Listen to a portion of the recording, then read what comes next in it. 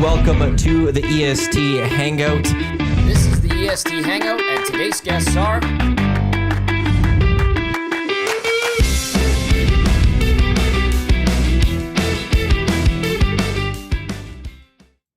A very good Friday morning to you. Welcome to the EST Hangout presented by Sentinel Storage, live right here on Edmonton Sports Talk. Your clear choice for Edmonton sports. Thank you to everyone for tuning in across the Edmonton Sports Talk audio streams. For those listening and watching on YouTube, or anyone listening to this on podcast, wherever you get your podcast, thank you very much. Matt Iwanyk, Tom Gazzola with you here on the Hangout today. Joining us from Goat Track Social Club, as well as Rundle Park Short Course, Garrett Hadfield, Cody Heath. Gents, welcome. Round of clicks. Round Let's of go. clicks. Friday. We'll click for ourselves. Absolutely. Well, you could be, you're doing it for each other. Yeah, for You're doing it for each other. Always. We're a team. Thanks for having us, guys. Yeah, How you guys appreciate doing it. today? Besides Great. the traffic, I know we were talking traffic. I'm glad they made it in, unlike our beer of the week partners. Yeah, we Yeah. were kind of just by the last minute too, but this, city traffic, construction traffic, West Ed, you guys picked a construction location, so. Where is there no construction in our city right now? That's what I'm wondering. Trick question. Yeah. There's some by my house on the south side, so yeah, I was. Something North every square Edmonton, inch. maybe? I don't know. I haven't been to North Edmonton in a while. No, it's everywhere, literally. Yeah, the Yeah. parking lot at Rundle's under construction too. Is so it? yeah, See? keep it to the list. Yeah. It's always like, it feels like every fall they just cram in all the projects that they didn't get to or whatever. It's like, hey, we got to get this done before winter comes. They're tearing down a building by our building where we live. Maddie and I live in the same building by Ice District, and they're literally tearing one down. It's like, really? I think they're Now keeping you're the choosing to walls do it. up, the facade to make it look nice or Really? something, I think. Wow, it's not That's what I that heard. nice. I know. They're not gonna doing lie a to you, good job. It's not that nice. No, I know. But apparently they might be keeping that up. Okay. Just as a heads up. That's wonderful. Makes it a weird parking lot at that point. That is very strange. That is very strange. But we do very strange things sometimes in our city. Yeah. Yeah, I think all cities that could be said for. We all do weird things.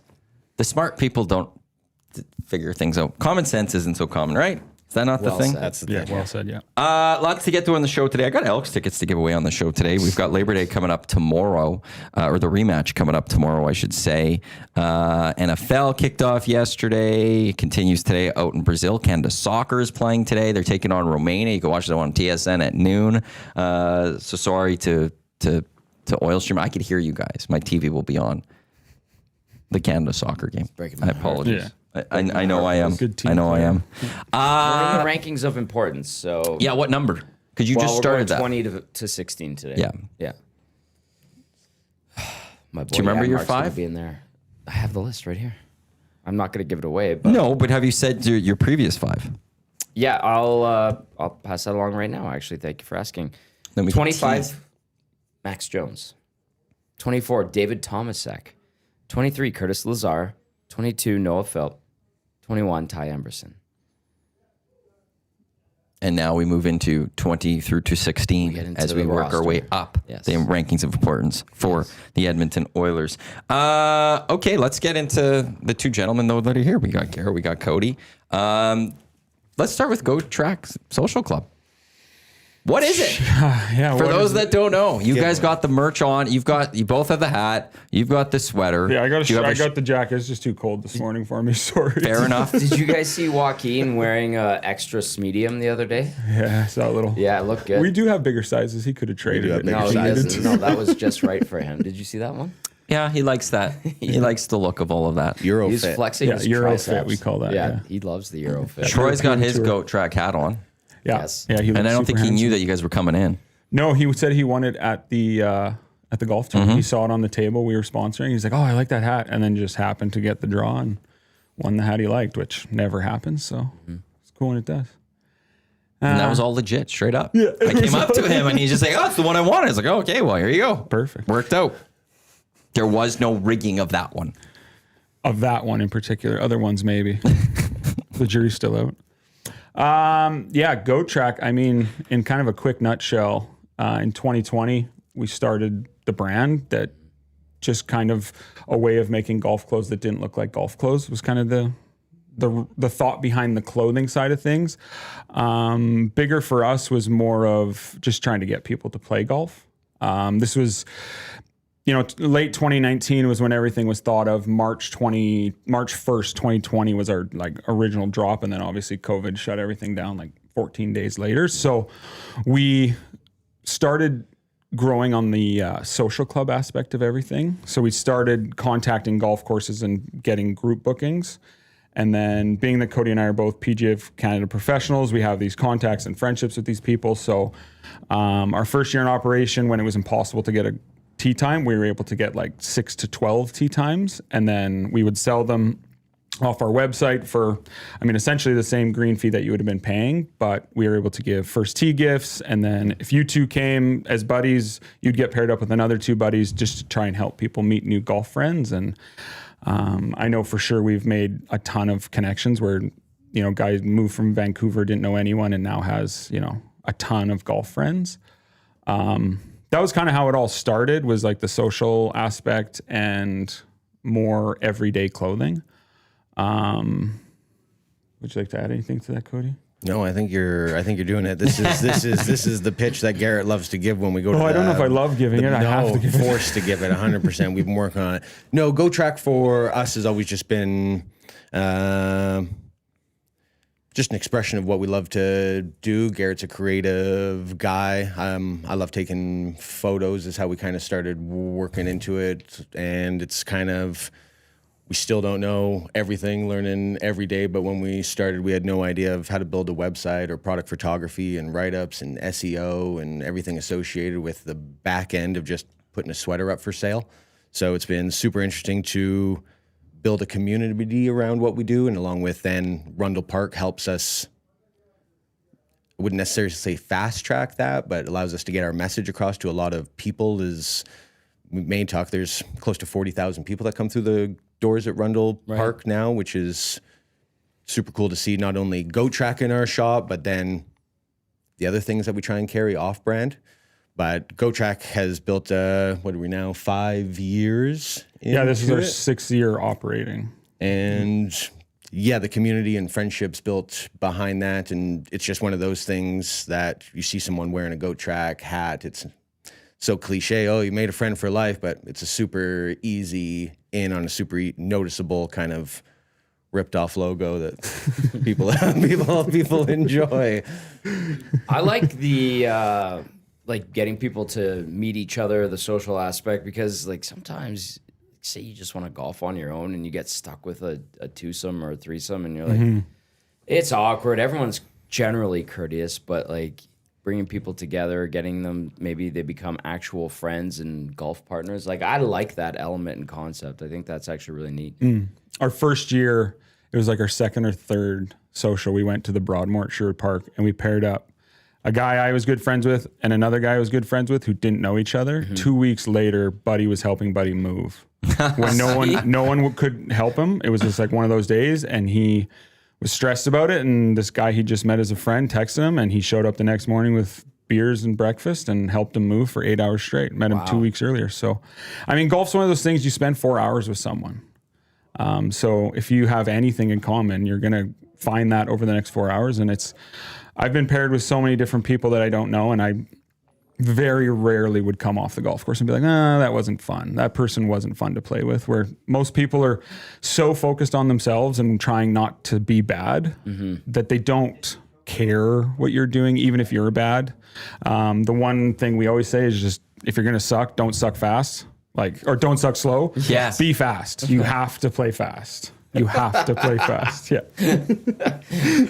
Cody's looking at me as I was about to say. No, I saw that. Yeah, I caught that. Yeah. Well done, Cody. Yeah. If you're not going to be very good, or if you're going to be a pure beginner, there's absolutely nothing wrong with that. I say, please come play golf. And the easiest way to make sure no one around you gets mad is to not be slow. If you're slow and you're taking forever, people are going to get mad, even if you're the nicest person in the world. So that's always just the easy one. It's easy. It's just play fast. The number one easy. thing that Exactly. just pick up your ball at some point. Yeah, it's the best and just piece of go advice to a forward beginner. or something. At some point, just pick it up. Yeah. Just don't allow people to just get behind you, and because then you're just going to get even more nervous and you too. get more frustrated when you turn around, someone's waiting on you. You've had 3 shots already. It's okay. Pick it up. Go closer. It's fine. You're still golfing. Your score doesn't matter anyways. No. It's okay to pick it up. That is the nice thing about Rundle, that we have the 10-minute tee time intervals. So we can tell those pure beginners when they come out, you have 10, 11 minutes to play every hole. If you haven't got the ball in the hole yet, pick it up, just go to the next one, start over, see if you can get it in the hole in less than that 10 minutes. And most people understand that aspect of it because true beginners, I mean, golf is confusing. There's so many rules and etiquette and everything else going on. So if you can simplify it too. Takes 10 minutes per hole. If you're not done, that's okay. Just go to the next one. That's one thing that kind of, I think a lot of golf courses figured out because of COVID was the tee sheet. Like some would just try to cram in like 6-7 minutes or whatever. And then COVID forced them that they had to go further. And it's like, oh, pace of play is just a lot better. Yeah, that's one thing we did change when we got there was we changed it to 10-minute intervals because it was like, I think it was 9 or maybe it kind of flip-flopped 8 minutes, then 9 minutes, then 8 minutes. But it was just like, no, you need 10 minutes to play a par 3. Like they have to be off the green before people can go. So that 2 minutes makes a world of difference for pace of play. It really does. It doesn't sound like wild. anything, but it's everything for sure. It's just a lot nicer now to go to the courses that have those. So it's great that you guys are doing that. Okay, so you guys also now operate Rundle. Yeah, so GoTrack started 2020, and then in 2022, the city of Edmonton came to us and asked us if we'd be interested in taking over the contract to run the Rundle Park Golf Course. Cody and I have both been pros for a long time, so we kind of know how it takes to run a golf course. We're not just two guys making clothes and the city's like, hey, come do this. Run this place. So we kind of had an idea of what we were doing. You know what you're doing on the golf course. Yeah. You know how to We went to Grant make a couple McEwen. shots. Yeah, we were in the golf program at Grant McEwen. We've been There's a pros golf program for at Grant years. Mc? Not anymore. Now everything's done anymore. kind of online correspondence through the PGA of Canada, but there used to be a 3-year program at Grant McEwen that if you wanted to be a golf pro, you had to take this program because you had to have that level of certification other than playing. So that's not there anymore. Now it's all done, via booklets and online stuff. But yeah, the city came to us, kind of said to me, we want you to do this, explained you're going to have to incorporate yourself, you're going to have to do this, these are your employees, you have to pay people, you have to fill the shop, you own the shop, you have to get rentals, you got to get push cards. Him and I had a real good chat about, Cody was working at the university, he'd gotten out of golf, and I was working at Golf Traders on 99th Street where Maddie and I had met. And Maddie loves golf. yeah, that's the first time we Golf met Traders. was at Golf Traders. Yeah, It was we like had a nice chat. Very first time we were That would open. have been when I was buying my M2. Or was that might have been a putter? Can't remember exactly. Something to but get you good for sure. One that you were eventually going to wrap around a tree in anger because he's No, not my just a putter. potty mouth on the course. Actually, I still have my driver. I used to be. I'm better. He is so foul. I'm a lot better. That's okay. That's okay. Foul mouth. At myself only. Only at myself, not at anyone else. Of course. Never at anyone else. We just played a PGA of Alberta event called the Pro Assistant in Calgary at Mickelson National. Yeah, I This love that past course. on Tuesday, Wednesday, and you're partners, so you don't want to screw with your partner shot. And there's Scotch ball, so you are hitting shots for them and stuff. And yeah, I don't yell at other people, and we didn't yell at each other either. But there was a few times internally where I think we were probably like, Angry. "Are you serious, man?" You didn't drop a fiddlesticks. Okay, what was the worst shot you gave each other? Either missed short putt Oh. on like a scramble or flub chip, probably. But have you guys played Mickelson National? Yes, one time, a number of years ago, probably about 3 years ago now, or 4 years ago. This is our first time playing it. We went in blind And in a PGA tournament where the greens were stimped at like a 25. They were so fast. It's a Oh, golf I might not course. have dealt with that, the greens at that level, but it was great. It's gorgeous, and it's cool how they made it to like mimic Phil's game. Like he kind of made it open off the tee because he's a wild man off the tee. But when you get to the green, if you don't hit it in the right square foot, it could either be off the green or 80 feet from the hole. so my 3 jacks become 4 jacks, basically. Thank you. I'm looking forward to this. I bet you'd see some 5-6 jacks just the way that these greens are. Let's not. Well, they also let's not maybe did think if it's a manifest that PGA idea, event okay? for you guys, they probably also turn Yeah, things they were up for you guys they a were a little bit. bit quicker probably than they would be on a normal day. I but- found that course, like, this is now just very generic. You can say this for any golf course, but like, if you hit your spots, you're fine. You can get to that green, no problem. But if you go, like, I remember there's just this one, like, long par 5 where I think there was, like, bunkers dead middle. I was like, if you go to the left side of that, it's really long. It's really difficult. There's just you just caused a lot of problems for yourself. Yeah. But if you stayed on the other side, it's relatively simple. Like, you can get there and then you got to deal with the greens and stuff. But it was a beautiful course. Great location, great Gorgeous. views. That's where Launchpad is. Yeah. They got good food. Are they Beautiful fully clubhouse. private now? No, I don't think they are yet. I think the plan is eventually, but they're not yet. So, Okay, so I would tell anyone if they want to try it before they can't. I think one of the guys I asked what a green fee was, and someone said they thought it was maybe $1.80. Yeah, that sounds about what we paid. Maybe So, $1.50 to $1.80 is what we paid at the time. Yeah, so you'll pay that now, or maybe never get to play it once it goes private. It's kind of like when Blackhawk first opened. It was a similar situation. Like, Oh, were they public for a they little were bit? public for the first 2 or 3. Yeah, tour. Yeah. Something like that. And you that was your chance to get to play it unless you knew someone or were going to be a member later. So It's worth the drive. It really is It is. Mickelson. Oh, Yeah. Mickelson is? Yeah, no, Mickelson's absolutely worth the drive. So is Like, Blackhawk. It's also a very I short love drive in Blackhawk. comparison. Yeah. it's not as easy to get there right now, or get on, I should say. But like if you can in the next couple of weeks, maybe go try it. But if not, next year, if it's open, like find a way to plan to get to Calgary to give that course a shot, because it's Mickelson's first ever designed course. It will host a PGA Tour event in Canada. At You some think? point, 100%. It was built to host them, and there's more than enough room for grandstands and everything. Well, I hope so. I get annoyed when the PGA doesn't bring.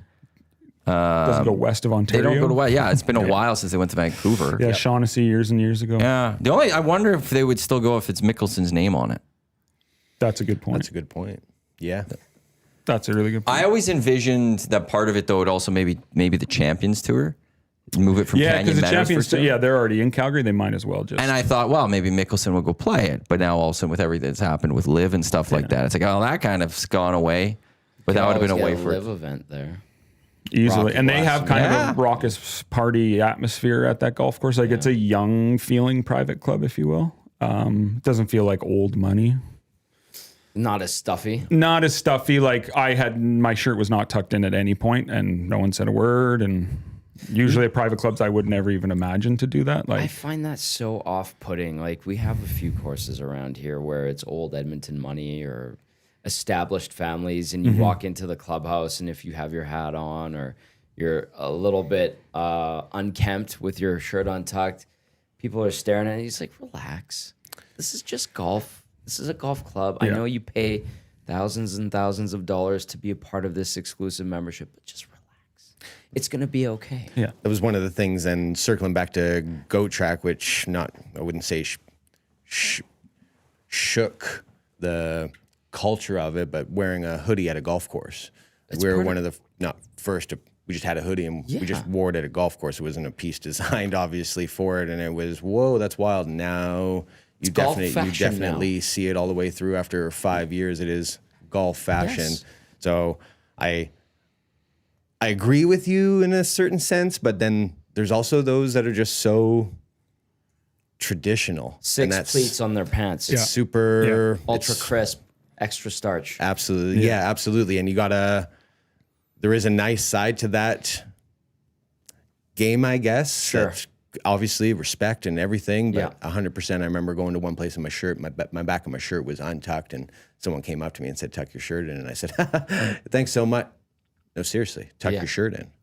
You got it, kind of deal. And so you got to respect it in and around, but if you can get out to Rundle Park and put a tank top on or a muscle shirt, come on down. Everything's great. Yeah, our dress code at Rundle is make sure you're wearing a shirt. Yeah, we don't care. please. Tank top, muscle shirt, whatever, spaghetti strap, tube top, we don't care. Just for the weather, obviously, but as long as you're wearing a shirt and you're being respectful. And that's the one thing, owning a brand that is not traditional golf clothing, I think we've always tried to keep somewhat in the forefront, is we are professionals and we did take history courses on the game, and we respect the traditions and we know that, and we're not trying to come across as a golf brand that's disrespecting golf here to what's that, Maxi League. We're not trying to Maxi League Happy Gilmore to this thing. We are just trying to wear clothes we like to wear, and if we go out with the boys afterwards, I don't want to have to be going out wearing my hot dog covered golf polo. You know what I mean? I'd rather just go with what I'm wearing. And that's really where it all kind of started. I am not off, besmirching golf etiquette by Yes. any means for those that are you're Tom, what are you doing? Yeah, no, that is, I'm always wearing golf clothing, but it's it's the little things the left side of your shirt's untucked, or you happen to be wearing your hat as you walked at the clubhouse. It's okay. One of the ones I got one time was I was I was looking kind of nice in a peach colored shorts, tucked in, button up to the top, but my shorts had a drawstring on it. And you couldn't see the drawstring because my shirt was tucked in. Yeah. But then I redid it, went to the bathroom, and it was exposed. One And string popped out. Actually, yeah, I got told that I had to change my shorts and had to wear pants on a 35-degree day because of the drawstring. So I agree and disagree in some facets. Yeah. They wouldn't let you just put it back on the inside. Because now they know it's Now there. they know. So then the next year we came out with a pair of golf shorts that were elastic waistband, completely all the way around, but then they had belt loops. So it was a pair of gym shorts that you put a belt on with it. And I was wearing them when he was wearing his drawstrings. Essentially, I was wearing a different brands, kind of the same thing. And they pointed it out and I said, is mine okay? And he's like, wow. He's like, those are genius. Those are perfectly fine because the rule is no drawstring. He's like, you're literally just wearing a pair of gym shorts though. So all of our shorts that we make have been made the same way where it's, you're going to the gym is what it feels like. Throw your belt on for the fancy boys if you have to. I respect circumventing the stuffy rules very much. That well and our played. polos are banded at the bottom, so stylistically you cannot tuck that in. Like the polos we gave all you guys. Yep. Like you can't tuck that in; it would like wrinkle it and ruin the bottom of it. So if you go to any of the private clubs, you don't have to tuck that in because stylistically, at all the places they shop at, they would not be tucking that shirt in. So Really? we've gotten away with it at private clubs. So They know those rules then. yeah, we're finding loopholes. Oh, I didn't know that there was rules like that for it and stuff like that. Oh, that's fascinating. Yeah.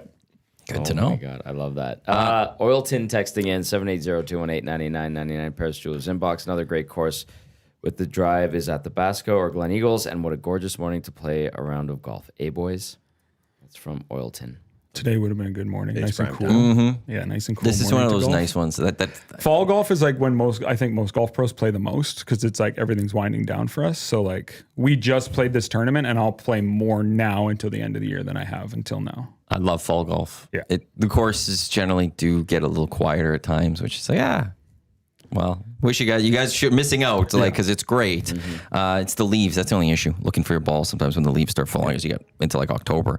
But there's something about that crisp in the air and that first thing in the morning. Oh, yeah. And then it's still going to warm up. Yeah. It's Put the sweater on by the back nine, the sweater's off. Like- It's good to walk when you play that in that temperature too. Like it just, the body feels great. It's 13 degrees right now.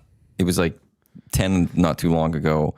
It's going up to about like 20 by 2 o'clock. Later today, we're getting up to like 23. Like that's perfect. Yeah. It's prime. Just and then your days go. Oh, I miss fall golf. Matthew, you I need are to get right. out there. The leaves are a nuisance. That's it. Finding that ball. Finding that Where ball the hell sometimes. did it go? Yeah. I swear it was right here. Which thank God for the winter rule because you can just ask your buddies roughly here and they'll say, yeah. And then you get a free drop and just hit it wherever you want. I used to work at the Broadmoor in that place in the fall. The leaves were insane. Lots of trees. Just on that insane. course. So you'd always have to have just like a ball in your pocket because you knew you were going to probably have to fabricate a lie for yourself. Yep. Yellow balls are very hard in those leaves. Of course. I will find that one. I'm trying to find the right color. What are you guys finding? Like, speaking of that, is it TaylorMade that has like all the like designs where it looks like it's like the little paint swoops, the different colors? Yeah. Do we like that? Like, I like them. I kind of don't mind it. I'll let Cody answer what he thinks of goofy golf balls. What do you think? Yeah, I use Callaway TrueViz, those soccer ball looking things. Yeah, Yellow, yeah. yellow exclusively. I haven't hit a white ball in 9 years. Yeah. Yeah, 100%. I like yellow. those. Yellow is the best. 'Cause I like it's a little tough to find in the leaves now, but when everyone else is rocking whatever they're doing, you know what ball is yours for sure. You don't have to declare it at the start. No. Of No. And in this tournament, there's a aspect of it where it's Scotch ball, so we have to switch. We both tee off and then we switch and we hit each other's drive. So I use a pure white golf ball, always have. So Cody switches and goes to pure white. I switch and go to a soccer ball, which I kind of said to him beforehand. I was like, I can't look at a yellow soccer ball when I play. Can you switch balls before? No. Okay, well, we'll just see how this goes then, I guess. And it went. Okay, explain Scotch ball. So Scotch ball, Cody and I both tee off. Okay. I hit Cody's drive. He hits my drive. And then wherever the better of those two end up, whichever one you deem to be better, you'll play alternate shot off From of there. that. So I hit the drive. Okay. Cody hits the better of the two approach shots. Then I start putting. If I miss that, then he has to hit it. Tough. Then I, then he, then I. Tough. So it's very much like Tom hits a good one. Okay, Maddie's perfect. I get my next shot perfect. Maddie then clacks it in the woods. You don't even get a second shot. Yeah. Because he gets to hit your second. You won't be doing anything until putting or chipping Yeah. later. I've played one round like that. It was interesting, and it like throws you for a loop. Oh, yeah. Because you've never, like, I had not experienced that before. Yeah. I found it very fun. It's challenging because you have the onus of setting up your teammate. Yeah. So they really do this like at Ryder Cups and Presidents outside of the tee shot Yeah. because you both are We hitting a both tee tee shot. shot. Yeah. We both tee And like off. in the Ryder Cup, it's one person's teeing off and Yeah, they because alternate I think from they there, right? just do Alternate. straight up alternate. Yeah, that's full straight up alternate. Scotch, the only difference is Scotch is like we both tee off. Okay, and then you Alternate is choose just from one there. guy. Yeah. Which Scotch is nice for, I mean, tour players are going to stripe it no matter what. Scotch is nice for us because every once in a while you're going to hit one no good. And like, oh, well, you're the only one playing this hole now, bud. And like it was this tournament where the first 6 holes are best ball. So we both get to play our own ball, better score wins. Or better score is our team score. And then we get into the Scotch ball for the 6. And then the last 6 is the scramble. That's so cool. yeah, it's the funnest tournament. I like Pro that. Assistant every year. It's a 2-day tournament. It's been at Jasper Park Lodge for a long time. It's been at Mickelson National the past 2 years. The winners were like 19 under in 2 days. Where did we did a 666 tournament? Where did we do that? Red Tail. Yeah. Our second year goat track, we did a 666, kind of mimicking it off that at Red Tail Landing. Same sort of deal. But it's tough. It's nervy. Yeah, because you're thinking, okay, partner's good. Now you want to give him a shot, and more times than not, I did not do that for you. So I'm sorry. You don't want to It's let the your course. partner down. You would be swearing. I You would be swearing, and I would be swearing with you. My brother If we were and 2 teamed up. buddies, we play often 2v2, and it's me and one versus my brother and the other guy. And my buddy and I, we're actually very good at team golf. It ham and seems egg, like if you we will. work well together. He's really good at the drive. He'll get a further drive. I could put a safe one. He'll go further.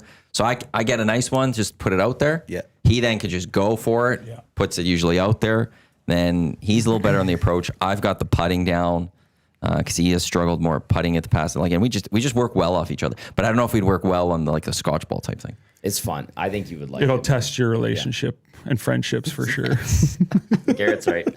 I hate you. Kyle and I will be fine. I Know had that. been in the Between same Kyle and room. I, Cody would we'll hit be an good. unreal shot, and then I would screw it up. Or then I would hit an unreal shot, and then he would screw it up. And it was just like, when you screw up for yourself, it doesn't matter. When you screw up for your partner, You feel bad. Like, sorry, man. Yeah, Like, sorry, dude. Yeah, Never God, said I just sorry got so away many from me. times. Yeah. And then we'd get back in the cart just mad. And sorry. Yeah, I'm sorry too.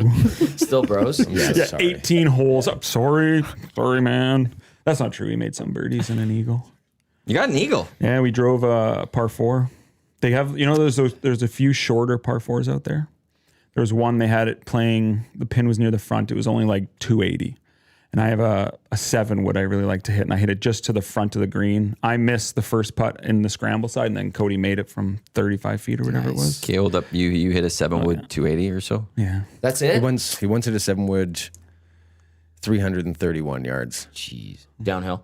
It was No, actually I'm up kidding. a hill No, and it was turning like a up corner. the hill. Yeah, We had never seen leg the- left. It was at Water How Valley. do you generate that kind of... So It what's was. your It draw? wasn't like. Club head speed? It wouldn't have been as the crow flies. Yeah. So the hole itself was, what was it, 3.7? Yeah, and it kind of just like a dog leg left, and the guy ahead of us was very, very nice player, and he striped a driver.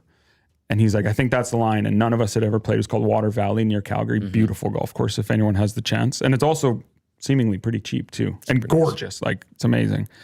And I said, I'm just going to hit 7-wood up into like the neck of it, and we can just chip on. And I just caught it perfect, and it turned over, drawing perfect. And it was pin high just off the green on the fringe. Did you walk to the... No, we made like par. this? It was a scramble. We made par from there, Tom. So I did not flex at all. we did not. I would be like And we this the came, whole way. came off the green saying sorry again. Came off the green crying. This is a par 4? Yeah. What did you do on the next 2 shots? Well, we were kind of like, I'll give you some excuses here. So we were in some please. thick, it was like thick rough, so chipping out, and it was like kind of running away from us. So getting it to stop close to the hole for the birdie putt was going to be, in hindsight, dumb to even try to go for it. Smarter to play back to 100 yards and hit in like the guys we were playing with did who made birdie. Yeah. We were chipping from 20 feet and made par or bogey, whatever we did. So yeah. Easy. Easily. Yeah, I mean, the game is hard and it can get away from you really fast, even as golf professionals, as everyone. Okay, so if you hit a 280, what are you hitting a driver? Yeah. 500. No. What are you hitting a driver? What do I hit? I hit my driver 280 yards. It's okay. 285, somewhere around there, 300. But never misses the fairway. I can hit it 320, 330, but It could spray a little it bit. can spray like a cat, if you will. I usually just hit a 4-wood instead. 99% of the time, I'll just use a 4-wood off the tee because I can hit it 280, 290 on the tee, and I can control where it's going more often than not. Hitting it far, let's just put this out there, is not necessarily means you're good or great or anything. It just means the ball can go really far offline. And as we saw at Mickelson National, the distance would have helped me 0. It's being good around the greens that could have done something for us. And I'm a 15 handicap around the greens and a 2 handicap off the tee, I guess. So that's a tough juxtaposition there. Oh, man. Cody didn't know any of this before we teed off. Yeah, that's crazy to learn. Yeah. My buddy was the junior long drive champion for Canada. Is Brent Mulick, great guy. Played hockey with him growing up, and I remember golfing with him for the first time. And this guy was like bombing at 350. Sometimes if he really caught it, like he's like, I could go 400. I'm like, you're an idiot. He's using a piece of rebar for a shaft. But you're right. Like you're like, oh my god, it's amazing how far it goes. And then I'm watching him like looking for his ball up by the green and. Nice and easy, 250, in close in and around the green. Maybe I'm putting for birdie. Maybe I'm parring it. And then he's like 3-4 shots, from 30, 40 yards out, not even. And I'm like, well, what's the point? Literally, what's the point? Hitting it far is a circus trick if you can't do anything with it. And it's, super fun if you're going to the Vic driving range and hitting it halfway up the fence and people are throwing loonies at you because they think you're some sort of circus freak. But... yeah, once you're chunking your wedges or blading your wedges or not hitting it in the right spots, like it. Yeah. Cody will beat me 8 out of 10 times we play golf. And I'll outdrive him by 30 yards on anytime. But you got like 125 yards. I've hit drivers 100 yards past Cody before. But he will beat me on the hole because everything else is what matters. And I mean, you play your game also. Exactly. Cody's a short game wizard. For sure. Yeah. He knows how to hit wedges, and that's the magic. It is. That's the time. Yeah. I have to give Mulick credit. He did dial in his game. I think he walked on at ASU. Nice. Well, that's dialed in nicely. He's a very good golfer. Yeah. He still is. That's quite dialed in. It's a deep golf program out there. That's quite dialed, actually. I think he was at ASU. Yeah, he's down there. He still lives there. So. Matt at the Garrison in the Nasty Chat. Golf is hard. Like, just all caps hard. Golf is very the hardest. It's hard. It's annoying. I think it's frustrating, but it's great and it's the best. And it's just give it to me all the time. And golf skill is such a wide spectrum. Like Cody and I would be considered extremely good compared to the Joe Public, but we just play in a tournament where the winners beat us by like over 20 shots. Damn. So 20. Like the first round we played with guys who finished second, and it was both of them had played like tour golf on at least the Canadian tour. And just the difference between 2 golf pros who own a clothing brand and run a golf course versus guys who are teaching pros and played on tour, like they were perfect. Every shot was just perfect. It's amazing. And talking about, hey, do we need to worry about spin control here? Where Cody and I are talking about Denny's last night for dinner, and I'm getting a grand slam this time around, and everything else. It was fun to watch, and it's really cool. Over my hammy? We went in saying I'm getting moons over my hammy, and I ended up getting the lasagna. She comes back, tells me 5 people just ordered lasagna, so I can't give it to you at Denny's. It's of all places. So then I panicked, switched to like. I'll take the smokehouse skillet mac and cheese, please. And the mac and cheese was like, was melted to the skillet, and the meat. Amazing Denny's though in Calgary. Shout out to them, the one near Mickelson National, but. That was funny. Love that. That was funny. Bad Billy has a question for you guys. He says, can you ask the boys if they have ever played the Crow's Nest Pass Track? I golfed a tournament there yesterday with a bunch of alumni hockey players in a Health Foundation tournament. It was an unreal hidden gem track. That's from Bad Billy. Have you guys played in Crow's Nest Pass? That I've never played Crow's Nest, but I've heard it's... I have heard, though, that it is exactly what Billy's talking about. Prime time. Alberta has so many golf courses, even northern Alberta. Like I think earlier someone said something about Athabasca. Like there's so many really good courses. I mean, inside the city there is, but if you just kind of get out of the city a little bit, Alberta it's is insane. Incredible. I mean, if you haven't been to Coal Creek and you live in Edmonton, you are doing yourself a disservice for sure. That's Jason Rasmussen out there. Yeah, great guy. Punch above our weight class and stuff when it comes to the quality of rural courses Alberta has, I think. Yeah. Like it's Kelvin Innisfail is a hidden gem. Innisfail's possibly hard. Have you guys ever played Innisfail? No. That's the It is 27 hole gorgeous. course. Yeah. I love it there. It's beautiful. Mint perfect beautiful, but it is very challenging. I love golfing there. We happened to stumble upon it. No, I didn't stumble upon it. My cousin lives in Calgary, and he has a spot, or his in-laws have a spot on Sylvan Lake or whatever it is. And I'm like, well, let's meet for golf halfway through. And he picked Innisfail. Oh, great spot. And I went there and I was like, this is amazing. And it's now like a must stop anytime we're going to Calgary or something for a golf or something. Like, we got to go to Innisfail for this 27 hole. Yeah. And try to get all 27 in if you can, because it's great. Yeah, it really is. It's a beautiful golf course. My last time playing there was in a PGA tournament. I was even par standing in the middle of the fairway on 9, and I landed in a divot that was like 2 inches deep. Ended up making double bogey, and then on the next tee box, number 10, hit 2 out of bounds. That is a rule that needs to change in That's why golf. I don't like it that much there. But it is gorgeous. Ball and divot. Ball and divot should be It's the free worst rule. relief. Yeah. You should be able to drop it right behind it or something, not closer to the hole. Yeah. Why should've is it taken the your unplayable. fault Yeah. that somebody golfed ahead of you? Yes. And it was dead center middle of the fairway, which made me even more mad. And I'm in a professional event, so that was a pro that just took that divot and did not replace it. Because even if it's sitting on a divot, it's still a hard shot because the ground's going to move. But at least you have a chance. I could not have gotten, I sculled it so bad because I could not have gotten deep enough and steep enough to get to the ball. It's so frustrating. Yeah. And then, the course itself, I obviously can't blame the course for that. The course is gorgeous. But sometimes you play a golf course and it puts just a thought in your head about it. And this has nothing to do with Innisfail, has something to do with one divot. Yeah. Just so true. nuked me. That's the number. If I was PGA, RNG, and PGA America, all of them, if I had one rule, that would be the first rule I put in. Divots, free relief. Screw it. Yeah. Go behind in the fairway. If it's in the rough. Oh, yeah, hit 100%. it. Yeah, you're in the if rough. It's in the fairway, Screw you. you've hit the fairway. In that sense. Yeah. I'm down with that rule. Plus, it makes it easier for me, so I'm definitely down. Well, and I think that works for everyone. If you're okay, final round of the Masters, final pairing, you're going to get in trouble because you're the final grouping for the day. And 2 groups ahead of you, or the group at the very beginning of the day took a divot and it's just sitting there and now you have to deal with this. Yeah, that's not fair. No, I'd get rid of that one in a heartbeat. Brock texting in says, my fiance and I play scotch ball against her parents when we play. We call it divorce golf. It is almost, funny. it could be divorce, company, breakup, golf. It could be everything. I'm making it sound like we hate each other out there, but we had a great time. Yeah, of course. This is the first time we've seen Yeah, each of other course. since the tournament. But yeah, it's nice to see That's you the again. first time I've seen you. Yeah. We'll talk outside after for sure. Yeah, of course. It was wonderful. Yeah, awesome. Glad you had fun. I love losing our money.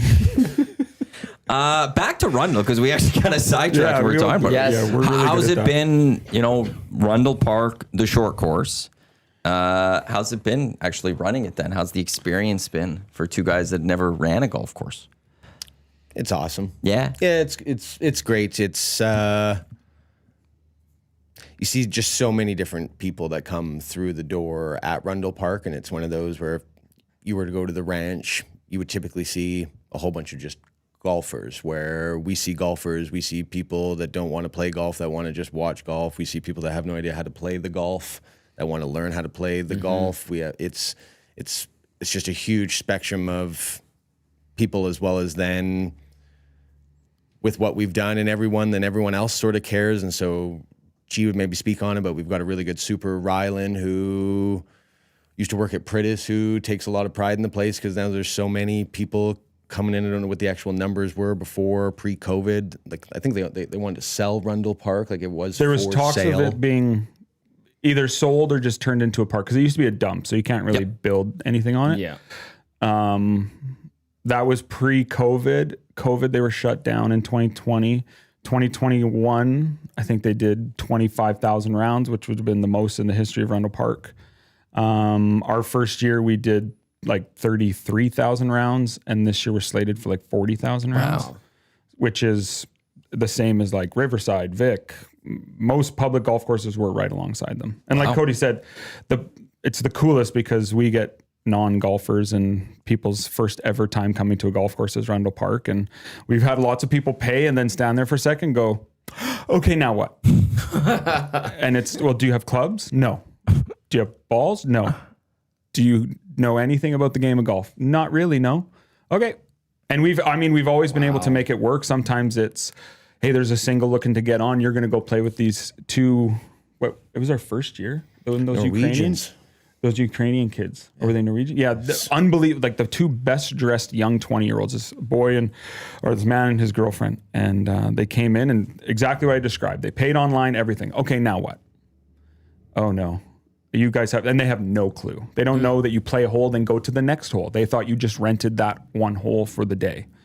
So like most golf pros don't have to deal with these sorts of situations, which makes Rundle so unique and fun.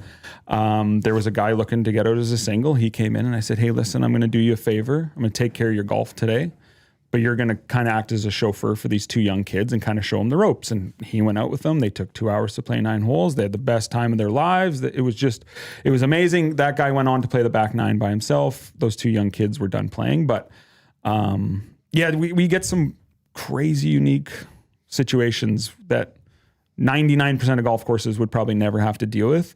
And we would have it no other way because this is our version of golf, is the friendliness, the welcoming, the show up wearing what you're wearing. I don't care and just go have fun and don't be rude and respect the place. Yeah. That's where I learned how to play golf. My uncle and my dad would take Same. my brothers and I It was to Rundle. It was pitch and putt first when I was really small. Yeah. Then it's like, okay, we're going to Rundle. You graduate to the par 3. And then eventually you'll be ready for a real golf Yeah. course. And I loved it. It would be so much fun. So it was like the introduction, right? Yeah. And We even literally- have like our shorty tees, which we named after the restaurant. So it's like 60 yards. Each hole is 60 to 80 yards for the kids.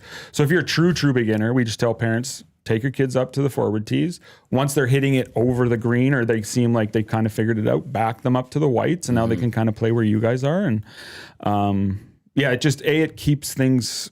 I have a 3-year-old daughter. I brought her to the golf course for the first time a couple weeks ago with one of her friends, and my only thought was, this has to be fun and has to be quick because she's going to hate it. Yeah. Eventually, they're going to get bored. So it was golf cart rides and just chipping around on the greens and stuff. And then it was over. And it's a lot of kids are the same way. Like we have dads bring their 4-year-olds out and they think they're going to play 18 holes with them. And it's like, you're probably not going to get that all in, but let's focus on let the kid have the fun. And then once they're having fun, they enjoy it. Then dads and moms, you're going to get all the time you want. So Yeah. It's a Rundle's the long-term perfect commitment. place to like hone all of that love for the golf course. Absolutely. You slowly get your kid into golf slightly. Yeah. Don't get in Don't right away. force them and don't try too hard. Because then they'll want to go golfing with you and you'll do 18 in a few years. And then you've got them for life. And It's a lose a little bit keep of the the carrot. early battle, but you'll win the long-term war here. Amen. great way to describe Amen. it. And golf cart rides are fun. Don't forget to take them on a golf cart ride because I saw YouTube. Trev was on golf cart rides at Rundle. I think it was yesterday or the day yeah. before. Yeah. Absolutely. I think that's why he was there. came down to He was play coming yesterday. for a ride.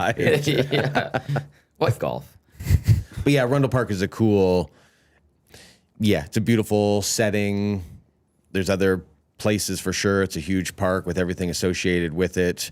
We're not used to traffic because we go down the Sherwood Park Freeway and down the Anthony Henday and just head to work, and that's the routine. And yeah, it's been a cool journey. And yeah, with Garrett overtaking and overseeing the restaurant, it's cool to be able to now have insight to F&B and just learn a little bit more of the process and be able to implement. You want a smash burger? Let's do a smash burger. You want to do taco? No, yes, no. So to be able to have control, because that's always an interesting thing then at golf courses, is that F&B and the pro shop, man, they need to work in harmony, and there can be butting of heads. So to be able to oversee it all and have some sort of Butt input my and heads with say myself. is a cool thing to do with G here for sure. I have to say, I find it crazy that the city is just like, here's a golf course, figure it out. Because that's what I'm getting. Like when you described it, Garrett. I mean, it was almost quite literally like, we need someone to run Rundle. It's been forgotten about and no one goes there. And then we said, okay, we started a social media page for it, came up with its actual own logo for the course, and just started hammering and telling everybody and going through GoTrack, and it grew 60% the first year, revenue and rounds, and then it was 80% as the next year. And I mean, if we get to 40,000 rounds, and the restaurant is doing better than they've ever done before in the past too, and it was just such a perfect spot that it was like it just wasn't being utilized. And obviously COVID, the boom in golf has helped. It would have been nice to know if it was being utilized before the boom, how it would have been used. Because, it was kind of just, from what we know from our superintendent who was there before us, I miss this place. It used to be so dead and we didn't have to do too much. Or our seniors, I can't play here like I used to be able to. I used to be able to show up whenever I want to. Or people playing at night. I used to be able to show up whenever I wanted to. It's like, well, now we have walk-ons every night where it's $12 to play as much as you can. So there's 40, 50 people coming out every night to do that. So you don't get your walk-ons like that anymore. But we were very impressed when we showed up because we knew a course like that, obviously you're going to have quite a few seniors. We have over 100 seniors in our senior league. We have over 300 women in our ladies league. They play in 3 different time slots. They do 9 holes off the front and back. They go Tuesday morning, Tuesday afternoon, and Thursday afternoon. So like as far as like female friendly, senior friendly, it's the perfect golf course for you. The only blemish on Rundle is the fact we only have so many power carts. So because we are a shorter golf course, and when we weren't busy, like the city, why would we need that many power carts? People will walk. It's a shorter golf course. While, we have 27 if they're all in high functioning order. Say we have 25, 24 on any given day. Anybody who is older or is handicapped in any way, we often tell them, like, if you're going to play Rundle, phone us. Reserve your power cart. We can make a note that you need this or else you kind of can't play. That's really the only issue we've ran into it at Rundle because we've gotten so busy. It's just like, we can't give people what they need. More often than not, people are like, it's fine. I'll just walk anyways. But Trav, you should have walked. Well, I said to Trev, I was like, do you need a cart or you're going to walk? Are you feeling super lazy? He's like, I'm on vacation. I'm feeling lazy. Shocking.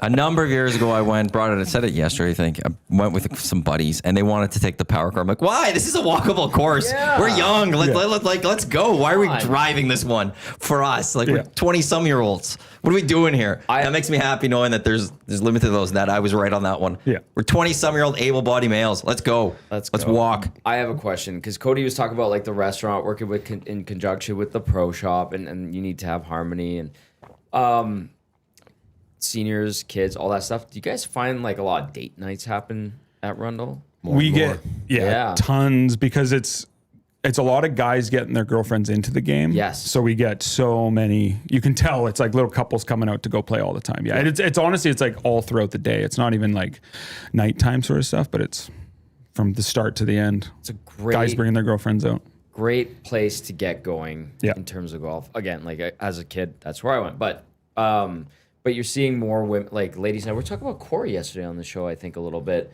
And their ladies' night and Sinsky, it seems like a younger crowd there. Yeah. But like you can't just hop on the Corey and think you're going to be okay. Like you need to build it up. So I would think there's Rundle different would be the levels spot. of golf courses you need. Absolutely. And you need those courses that people can learn how to golf, figure out what to do, not have the pressure of outside. Again, don't be too slow.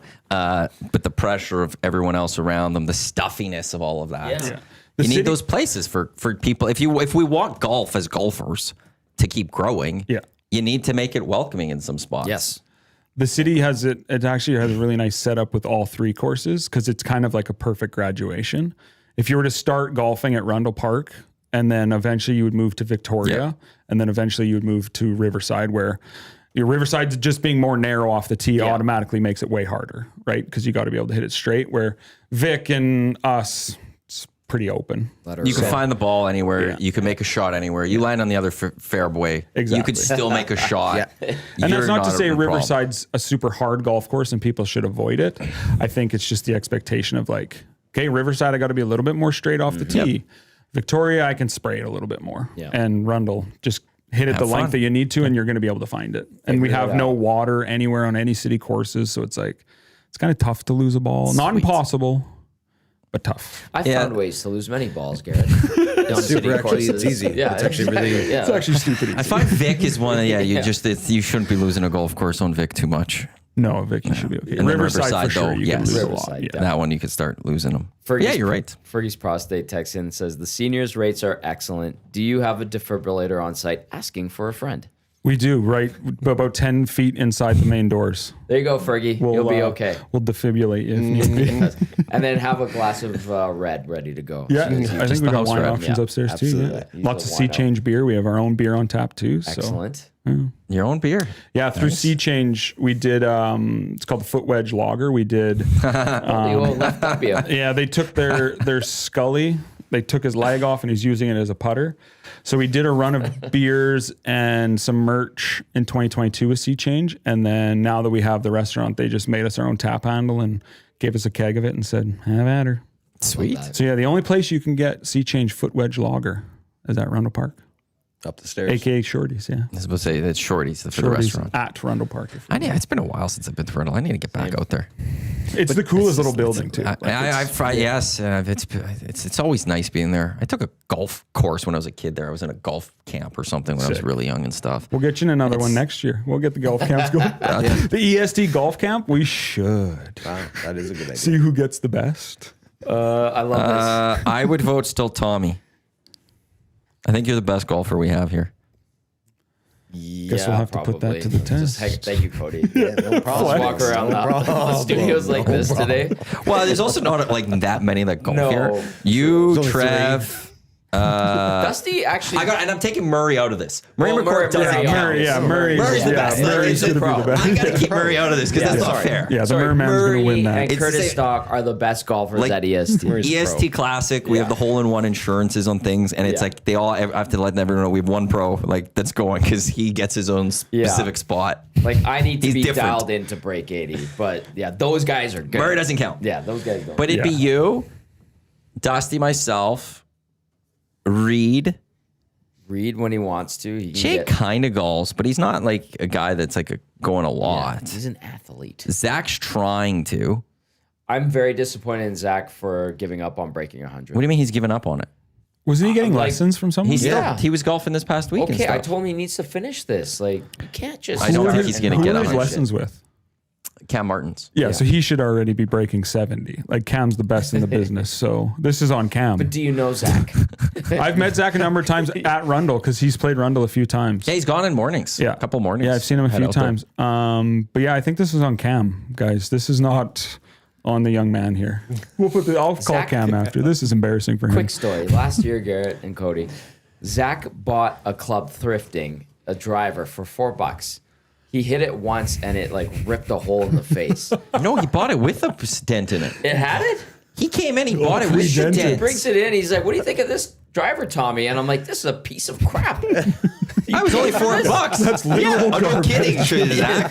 This is the $4 This because of isn't the worth it. material. That is literal Yeah, garbage. like he's like, "What about this brand?" I'm like, "I've never seen this before. This is fake. That's amazing. I was trying to think of a fake name. Yeah, Someone made this in Shroud. shop class That's funny. and put a grip on it. You got hosed, dude." Yeah, and just like all sports, better equipment does make a difference, Yes. but that doesn't mean you need to buy new stuff every year. I worked for TaylorMade. I worked for Golf Traders for 4 or 5 years. I worked at Golf Town growing up. If you're an avid golfer playing 30 rounds a year and you switch your driver every 5-6 years, that's probably the timeline you need because you're not going to see a difference year to year. Yeah. Unless something happens where they come out with a button that does things for you, nothing's going to change. This is a public service announcement to all golfers. Your irons, if they're forged, you can play them until you just don't want to anymore. You can play those the rest of your life. Yeah. Nothing will happen to them. They're fine. Your wedges, again, if you play a lot, you're going to need to switch out your wedges probably every year and a half because grooves can go. Yeah. But that's only if you're playing a ton. If you don't play a ton, like you never need to get new golf equipment. Just lessons. Just lessons. Like just go to the range. If you want to get good, just go to the range. I do want new irons. Mine are from like 07. I got. There's nothing better than new clubs. Don't get me wrong. Oh. No, but I, Don't get me wrong. I'm with you. Like I don't need to Oh. buy new ones all that, but it's like for me it's like 07. Yeah, I could probably use a little bit of the extra new for technology sure. for And, that one. and if for you're sure. using irons, sorry, I was speaking more on irons is like if you're using like a forged, not even a blade, but like a cavity back where there's really no help in it. Those Yeah. don't need to be changed. If you're using like cavity backed irons, technology does change. So If you're using 07 irons, then you'll probably gain 15 yards off your irons because they've changed the lofts on all of them. And now your 20 years. Yeah, now your 7 iron is actually just lofted like a 6 iron with a 7 iron on it or 7 on it. So technology, especially since like 07. Should I go jump to blades? Yeah. Oh. Yeah. I started Are my you first ready for ever club blades? was my first ever clubs were blades. Were When they? I didn't start playing until I was like 19. And a buddy of mine, Brandon Markey, he ended up going to Ohio State on a golf scholarship. He won the Alberta Open when he was like 16. Freak. So good. And he gave me a set of Cleveland TA1 blades, which the 3 iron is like literally it's tiny. You know, everyone not watching us, it's the smallest thing you can imagine. And I was like, I can't hit those. He's like, no, but you're going to learn how, because if you can hit that, you can hit anything. So from that moment moving forward, I've never used anything but blades because I've never used anything. It was like ingrained in me. Yeah. Which if you're a young kid and you become really golf excited and I want to do this, blades force you to hit it perfect. Cavity backs, it's not going to make you be lazy, but you can be lazy with the cavity back and miss the middle of the face and still hit it fine. A blade, if you don't hit the middle, you're going to lose 15 yards. So it like forces you. Even if someone's just going to the range, if you go to Golf Traders, they'll have a random 7 iron blade somewhere, $10. Just go take that as your practice club. Try to find the middle with the tiny club. And then when you get to your normal club, I mean, the sweet spot's going to feel like a baseball. I got P790s, I think 3 summers ago. Shout out to Murray over at Golf Town South Edmonton Common. I love them. Yeah, 790s are awesome. And I just fell in love. I'm like, oh my God. Pretty. The look of them Yeah. is the technology to make a club that almost plays like a cavity back but looks that sleek. Yeah. Was so good. They And look when you great. catch it, Yeah. you're just like, See ya. what did I just do? Oh, Cody, I'm doing this up to the green. I'm like, oh, baby. Why is that guy ahead of us always flexing? This guy's an idiot. Man, He must great be shot, playing though. good. Yeah. What kind of clubs do you guys play right now? I'm always fascinated by this. Callaway. You're a Callaway guy? Callaway guys. Yeah, Callaway. Yeah. Both of you? Oh, I guess Callaway jacket. Callaway's sponsored professionals, so we have Cool. Callaway. How nice is that? Yes, lucky. This was the first year this is going to sound crazy. I denied getting new equipment. Said no thanks. From them? Really? We get new clubs every year, but you give it back every year Yeah. because they want their pros to be using their stuff. I got the driver was new and the wedges were new, but I kept my irons. I kept everything else. Irons are tough to get used to year after year after year. Driver, as long as you keep the same shaft, it's going to be basically the same feeling. I have a question about drivers for you, both of you. Where are you guys at on driver technology? And like I went to the QI 10. I didn't get the 35. I got the 10 this year. I love it. And I know we've gone to the carbon fiber face from the titanium. Like, what do you guys make of where we're going with driver technology? It's so I do not have a very good golf swing, and I can hit a driver 280 yards and relatively straight. I think driver technology, just upgrading your gear, the same with what G was just kind of saying over year. Maybe there's a little bit in irons, but you find the biggest jumps in the woods to be able to help. And yeah, last year's driver, this year's compared to last, like I love this. They just help you so much. Like Garrett was saying, like it's impossible. Why hurt yourself with a driver from 2012? And you can still use a TaylorMade slider, great driver, but QI10 is a technological advancement. So why not help? Like with Garrett saying irons and used to and feels and everything, but you can put a driver in anyone's hand and start smashing that big head for sure. I graduated from Covert, like a Nike Covert OG. It was a big step up. That's night and day, Yeah, that's right? not even because I mean, even the Nike Covert, the complete opposite. That's when everyone in golf manufacturing was trying to put all the weight in the front of the face because it makes the ball go further, but makes it the most unforgiving thing imaginable. It was the cavity back. Yeah. So then all the weight was in the front. So if you caught it perfect, that thing would go forever. Where now, if you look at drivers, all the weight is going to be more in the back. Yeah. But there will be a weight at the front. So like in our Callaway drivers, there's a weight in the front that you can swap, and then there's weights in the back that you can move around to help with your fades and everything else. And then you can also adjust the hosel to open and which set it and forget it when I was a fitter for TaylorMade and I'd be fitting you. That's how I do it. I would set your driver. I would give you the wrench and say, don't touch this. You get to have it because I have to give this to you, but don't touch anything because I have it exactly how you need it. Just because you slice the next one doesn't mean anything. Don't over panic right now. Try to remember you are also still attached to this club. Close and my face. We can make mistakes. Yeah, exactly. I think, drivers, they've become more forgiving. Does that mean they're, no matter what, you're hammering it up the middle of the fairway? Of course not. Of course not. And then every company has, 6 versions of the same driver now. I think we both play the Callaway Max, the Elite Max. But then there's like the Tour version for a little bit more of an egg shape. And get fit for your club, especially if you're an avid golfer. Get fit. How big is the fitting? Fittings are question. Number one. Yeah. Fittings are huge. Because if Cody played my clubs, he wouldn't hit the driver. You'd probably lose 40 yards on his driver because his shaft bends the way it's supposed to because Cody has like a nice fluid, good rhythmic swing where I get mine to the top and then I just rip at it as hard as I can. So if my shaft is getting loose, who knows where my club head is going to go? Right. Where Cody needs to crack the whip, I need to like pull the rebar.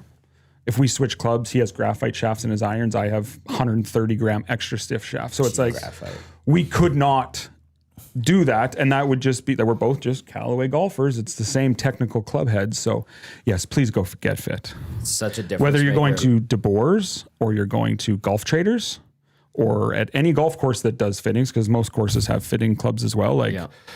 Just get fit.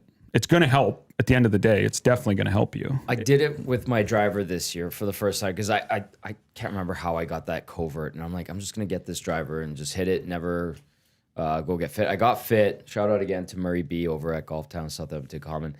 And they put me into a stiffer shaft. And I'm like, what do you mean? Like, I'm a European trim fit physique kind of guy. Like, what are we talking about? Deal. And when we're looking at the numbers, and he's like, you're hitting, like, the stiffer shaft is what you need. You're hitting the more flex shaft worse. Like, you need this. And I'm like, I would never in a million years have assumed if I were just ordered a club off of the website or whatever online, or I would build one like PXG, whatever. Yeah.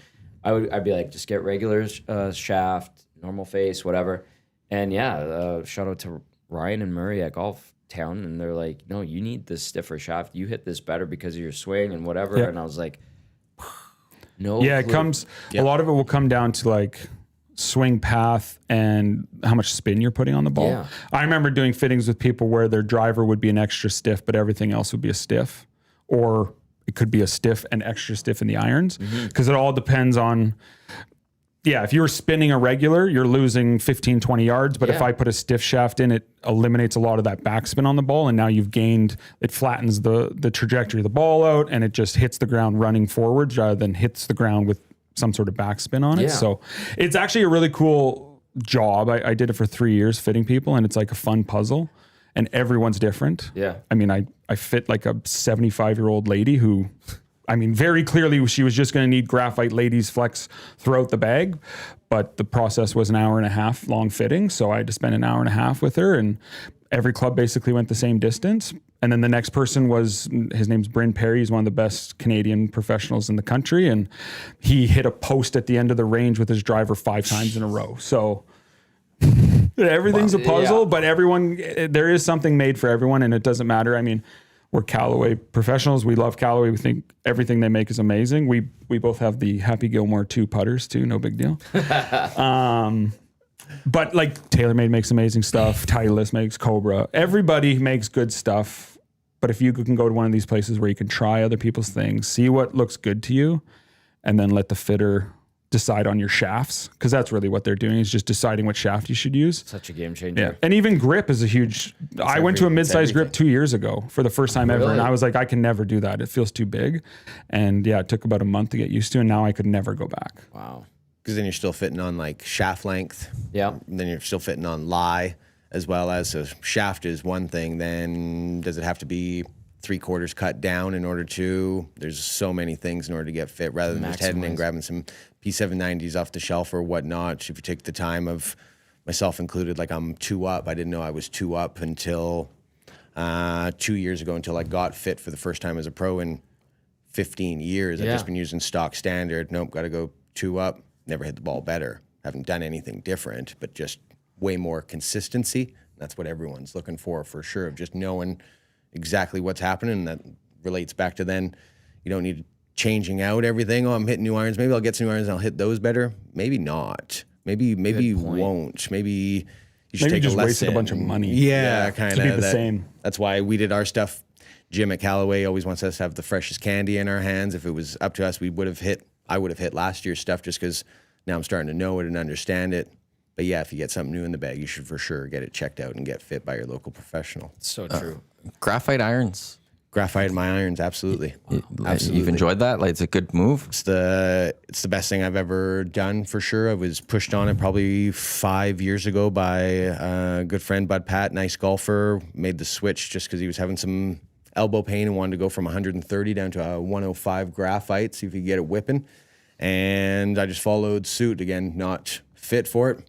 I like black graphite too. Let's do it. And yeah, it's been 4 years and it's just works for me. Instead of, like G was saying, we're getting so technical and it's like his shaft is 130 grams in weight. I believe mine's 100, and 30 grams is a ton of, I literally could not swing what he has of just heaviness. Mm-hmm. So yeah, it works for myself. I'd never put a steel shaft in an iron again. Wow. For sure. Mm-hmm. It's funny, we're getting a lot of texts about like the technicalities of what everyone's playing now. This one, it's from Mike, the Michigan fan, who's a good golfer. It says, I went from a Titleist TS2 to a Titleist GT3 this year. Went from 170, 175 ball speed up to 180, 185 from the switch. The technology is crazy now. Yeah, that's insane. Yeah. I haven't got to hit the new Titleist drivers, but I've heard all the new Titleist woods are just mental right now. They're real good. And when I worked for TaylorMade, TaylorMade is a driver company. So it was the best because that was during the SLDR R15-ish days is when I worked for them. And that SLDR driver, if you tuned it perfect, it was so low spinning and the way it was all in the face that if you tuned it perfect, people would hit it stupid far and it didn't make sense. And yeah, I remember doing fittings against every other brand. Because, if you're down there and you want a driver, you're going to want to test this against everyone else. So we would win by far and away every single time. Doesn't mean we always sold it because some guys are just Titleist guys or you're a TaylorMade guy. But I just want to know just so I can know. It's like, well, that just went 25 yards past your Titleist gamer. Doesn't matter. Keeps his Titleist. And that's cool. Play your stuff. Just it's know funny that how you get into there. Some people just full brand. For a while, I was a TaylorMade for a long time, but it's about it. I am you just want to. You want your bag to be the same, and there's others who are like, screw it. I'll have different wedges for my irons for my driver. I'm just going to go with whatever. I have TaylorMade RBZs for a 5, 3, and 3 hybrid, and they make such a weird sound. The white and green or the white and yellow? The black and yellow. Oh, the RBs, the reissue of the RBs. Yeah. I was thinking rocket balls. I was going way back. People are like, when I hit one, they're like, why does it sound like that? I'm like, I don't know. Did you see how far it went though? That's what it sounds like when it's pure. Yeah. Let's say that. You've never heard that sound before. Compression. Yeah. Oh, clubs are. Yeah. I think if I was playing, if I wasn't a professional or if I was just kind of playing whatever I wanted to, I would have quite a mixed bag of stuff. I don't think I would ever be one specific brand. The putter I'm currently using isn't exactly on brand that I should be using, but. Do you have like a Frankenstein putter? No, it's not a Frankenstein. It's just not branded the way I should be playing my putter as far as sticking to the family of Callaway, but they kind of say like putters are different. Yeah. Like putters are so personal that if you don't like one of our putters, use whatever you want to. I am so fascinated by putters. I follow an account on Instagram. I think it's called Flanagan Golf. And they basically remake your club custom, like however you want it. Like if you want to move where the shaft meets the putter head, like they'll move it from the center to the back to the center. Wow. It's unbelievable the work they do and then how they like customize it and stuff like that. I'm like, oh my God. And that sounds unreal. They'll take like old irons and they'll redo the heads. They'll take irons from like the heads from like clubs that were made in the 80s, 70s, and they'll completely redo them and they'll just be like, yeah, we're selling these this week. And they look beautiful. Restore them, Yeah, it is beautiful. It's incredible to watch, but the stuff that they do with the putters, I'm just like, oh my God, what is that? I mean, Like, changing where the shaft enters the club head is impressive. It's to be able to keep it Yeah. like still working form and usable. So obviously these people are doing some incredible work. they're welding, Yeah. they're patching, and they show the process in little videos, and I'm just like, this is so amazing. That's unreal. And then the finish, you're like, that thing looks beautiful. How do you guys do this? Putters are one of those things that I think are not collectible, but you should have a couple for sure. It's always nice to put the bad one away and bring out another one, Yeah. but then they're so beautiful. And then it's, for me, it's one of those that, you should be fit, whether you're on an arc stroke or straight back and through. But if you like a putter and the way that it looks and the way that it feels, I think you can just jive with anything that rocks. You don't necessarily have to be fit or whatever not. Like there's a gentleman, it was Robert Garrett, but on the PGA of Canada, like using a 17-inch putter. Like I think he's 6'3" and rocks with a 17-inch stick, like breaking is he his like- back. He is spreads his literally legs like this, basically, right and bends over straight at the waist, and top he of is it. on top of it. It's the shortest you can have. A PGA of Canada, he played in, would have been the PGA Championship out Championship, there. had to have been, yeah. That's and fascinating. There was a video all over. It ended up getting on Instagram because the PGA posted it, and then it got reshared, and it kind of went viral. And yeah, it's like my daughter has an 18-inch putter. It would be like me using her 18-inch putter. It would just be like, dude, you're back. Oh, my back. Yeah. I have a 35-inch putter, and I still hurt my back doing it. Yeah, golf is then full circle. Golf is cool. Golf equipment. Then you start getting like nerdy and I know. like there's so many routes to go down of shafts and grips and heads and configurations of that's why golf is wicked. I What's your guess it swing is. weight? What's your swing weight at? And like the amount of like nerding out you can do in golf. yeah. Oh, it's. I used to mock it, and now I'm like, I know what you're saying. I I used to make fun of you because I didn't know, but now I know exactly what you're saying. Yeah. I love Star Trek. This is the EST Hangout presented by Sentinel Storage, Canada Storage experts, more than 2 decades helping Canadians through life transition. Canadian storage provider. Be sure to buy Canadian. We got Garrett and Cody from Go Track Social Club, as well as Rundle Park Rundle Park Golf, the short course. Golf course, short course, just Short Rundle course. I Park. just wanted- Rundle Park works. I don't know why I was stumbling there. Tom, Matt with you as well. Lock Shop coming up at 11 noon, Oil Stream, EST Afternoons, Read Well Control with J-Mail, and that's all to come until 6 o'clock. So with Rundle, okay, like, because now you guys run a course. Yeah. Brain starts thinking about winterizing and stuff. How's that process going, your guys'? Yeah. So winter time, we tend to set goat track for the following. Like this season, basically, Rundle Park is closed either Thanksgiving Monday as our last day, or typically the following Sunday. We then will go to the PGA of Alberta buying show in Calgary, which is where we're purchasing things for next year, seeing next year's stuff, and then from that point until mid-March-ish, we basically are just planning goat track. Whether it be events, ordering product for next year. We've kind of already started doing that. I'm designing stuff throughout the season, and then we're ordering kind of now so that we can get samples and then things to be in time. So on the clothing side, you have to be so far ahead of what actually is when you're releasing something that it keeps us busy in the winter. Cody and I typically will still go to the golf course all the time. He just got a cute little dog that we would love to turn into a shop dog. So the winter's a great time for the dog to get used to the surroundings and understand the space, spend time with our families and our wives. But there's still, just thinking about what we have to do in the wintertime of there's so many things to do. It never stops because then it is not weird or whatever not.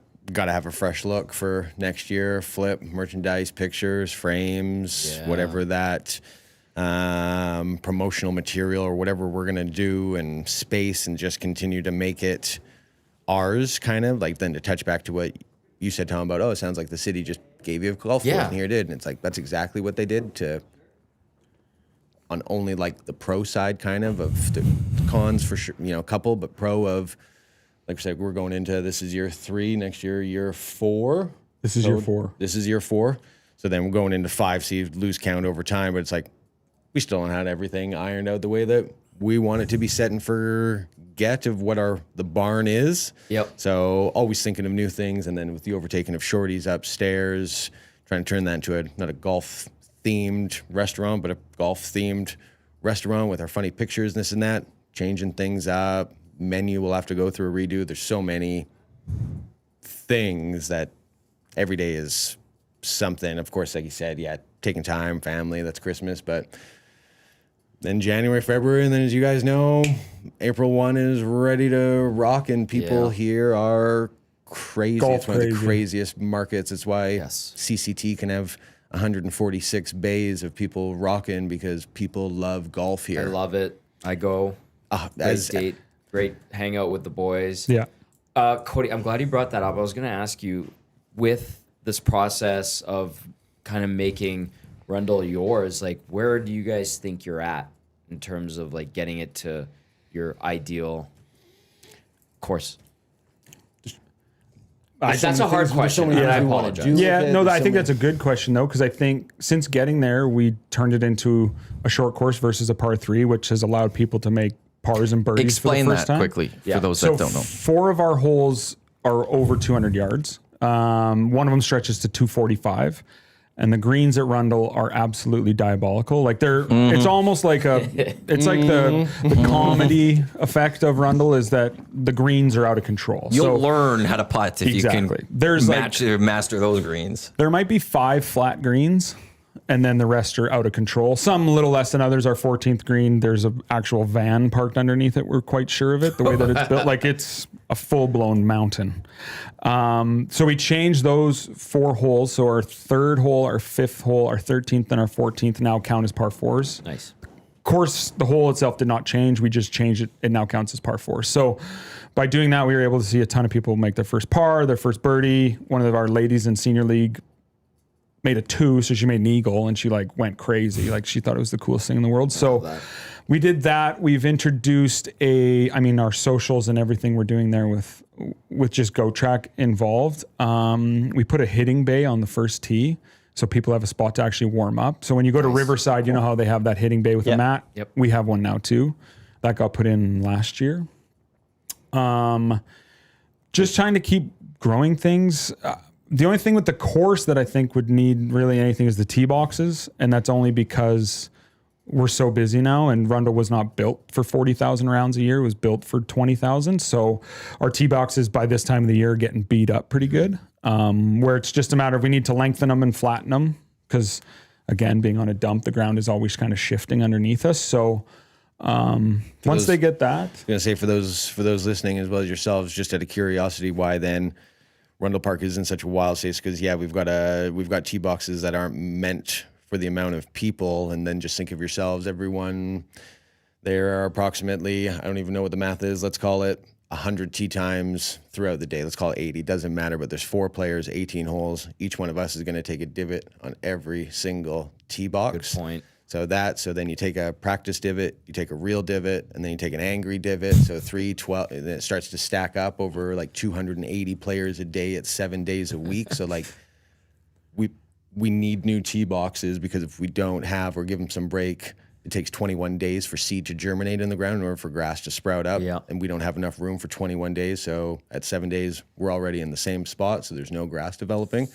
That is the one thing that is not required, but a gift and a curse of being so busy. Yeah.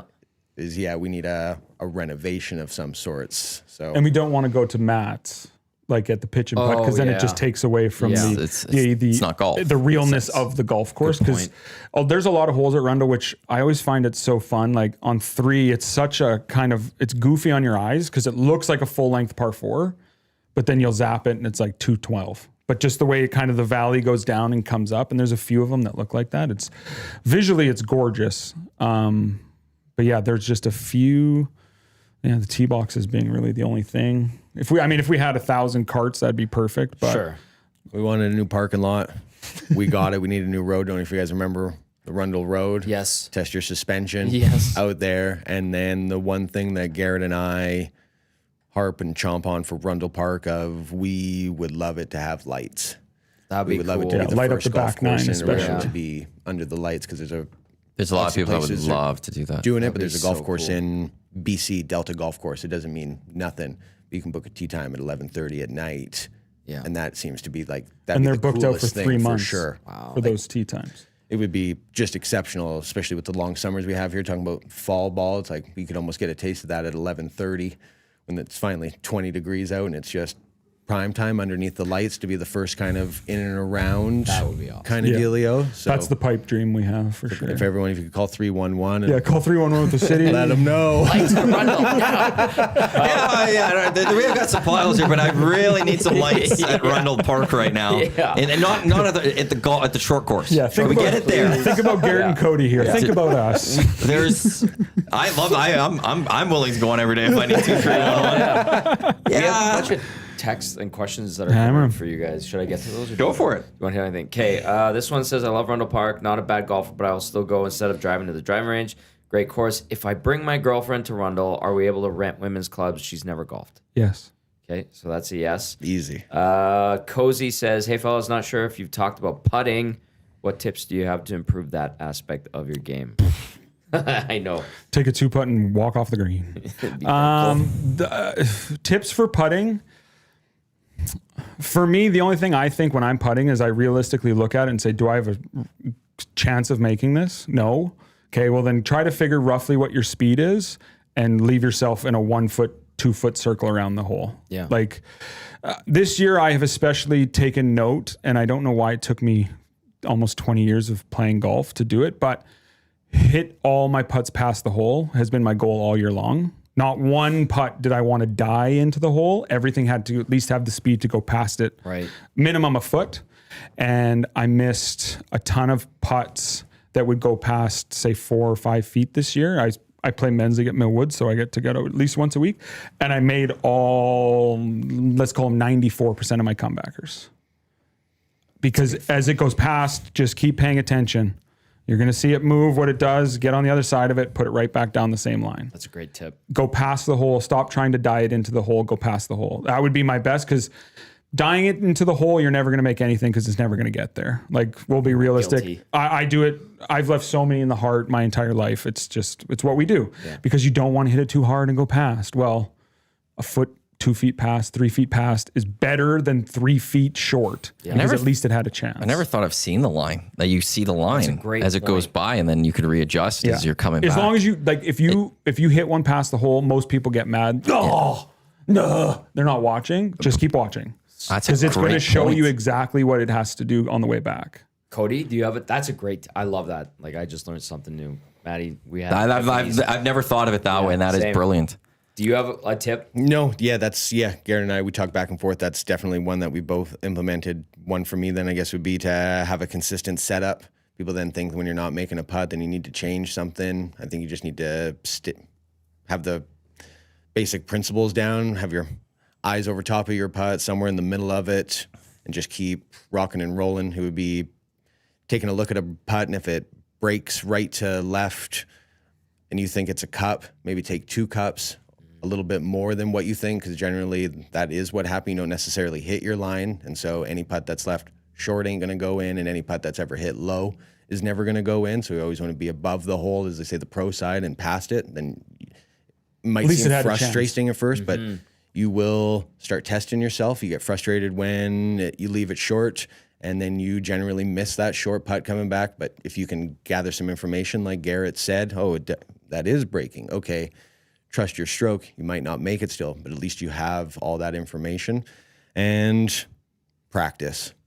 That's the biggest one, is if you guys go through. And it's the worst, because putting practice can be boring, but dull and lame. It is. That's all. Golf is all practice. That's the only chance you have of ever getting good. It all comes down to that. But everyone goes out and they go to the driving range, and that's cool. And hit 100 balls, that's rocking. Where in a round, you shoot 80, 40 of those are putts. Yeah. If you think like all your time is spent on the green. So yeah, it would just be practice, run it by, take a little bit more break, get fun and creative. Yeah. And putting is the unique one, because you can use whatever kind of grip you want.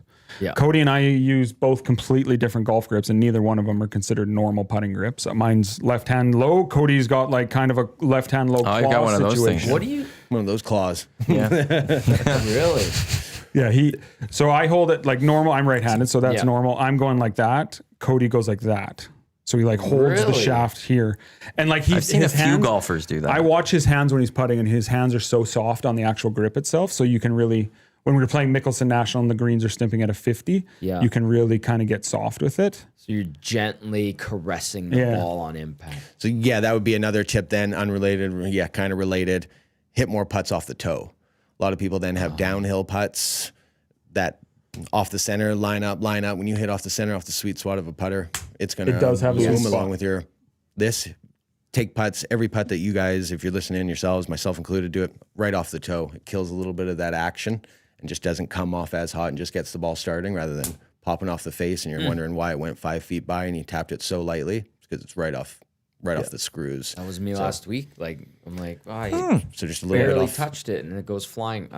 Yeah, we had one where at the tournament there where everything's normal. It's in the middle of my club head. I'm about to putt it and I just slide my putter back so it just touches the toe and it just literally just starts it rolling rather than kick it rolling. Because the putter does have a sweet spot. No matter how light you're hitting it, it will kind of amplify the ball a little bit for sure. Interesting. Okay, good. And one more I got. Go for it.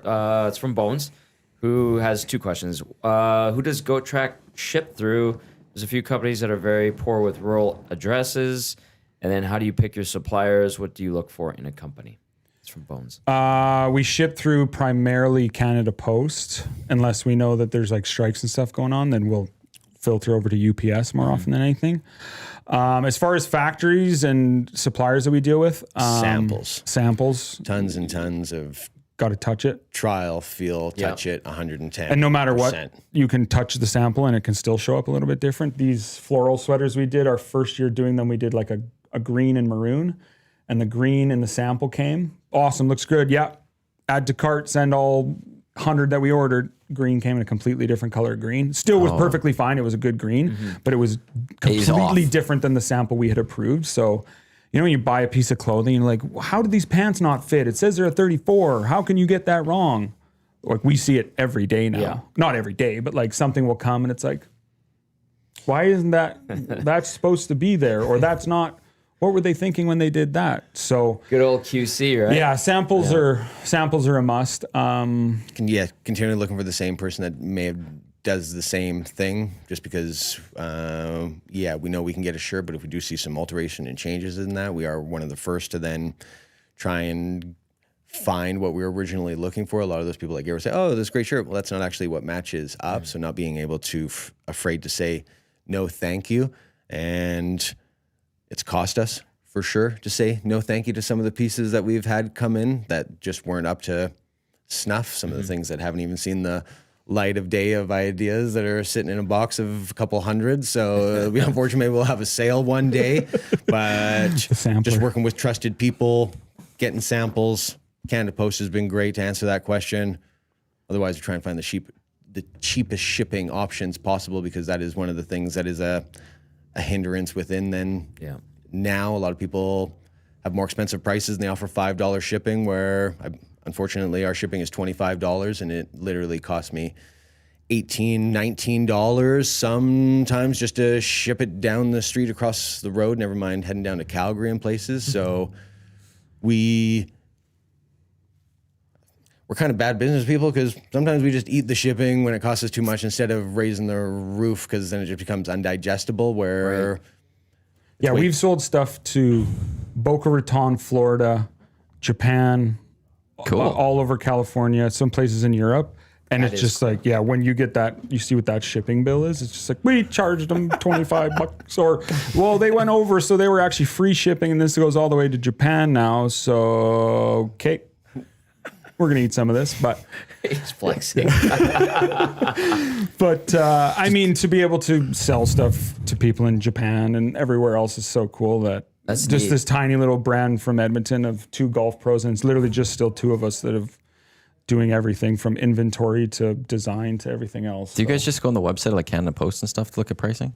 So through Shopify, you get like, when you go to ship stuff, it like links you automatically. Once you put in your weight and size, then it gives you options in Canada Post, Pure Later, or UPS. Because there's a site that I use for like Nasty Club stuff, Net Parcel, that just prices everyone out and they give you discounts.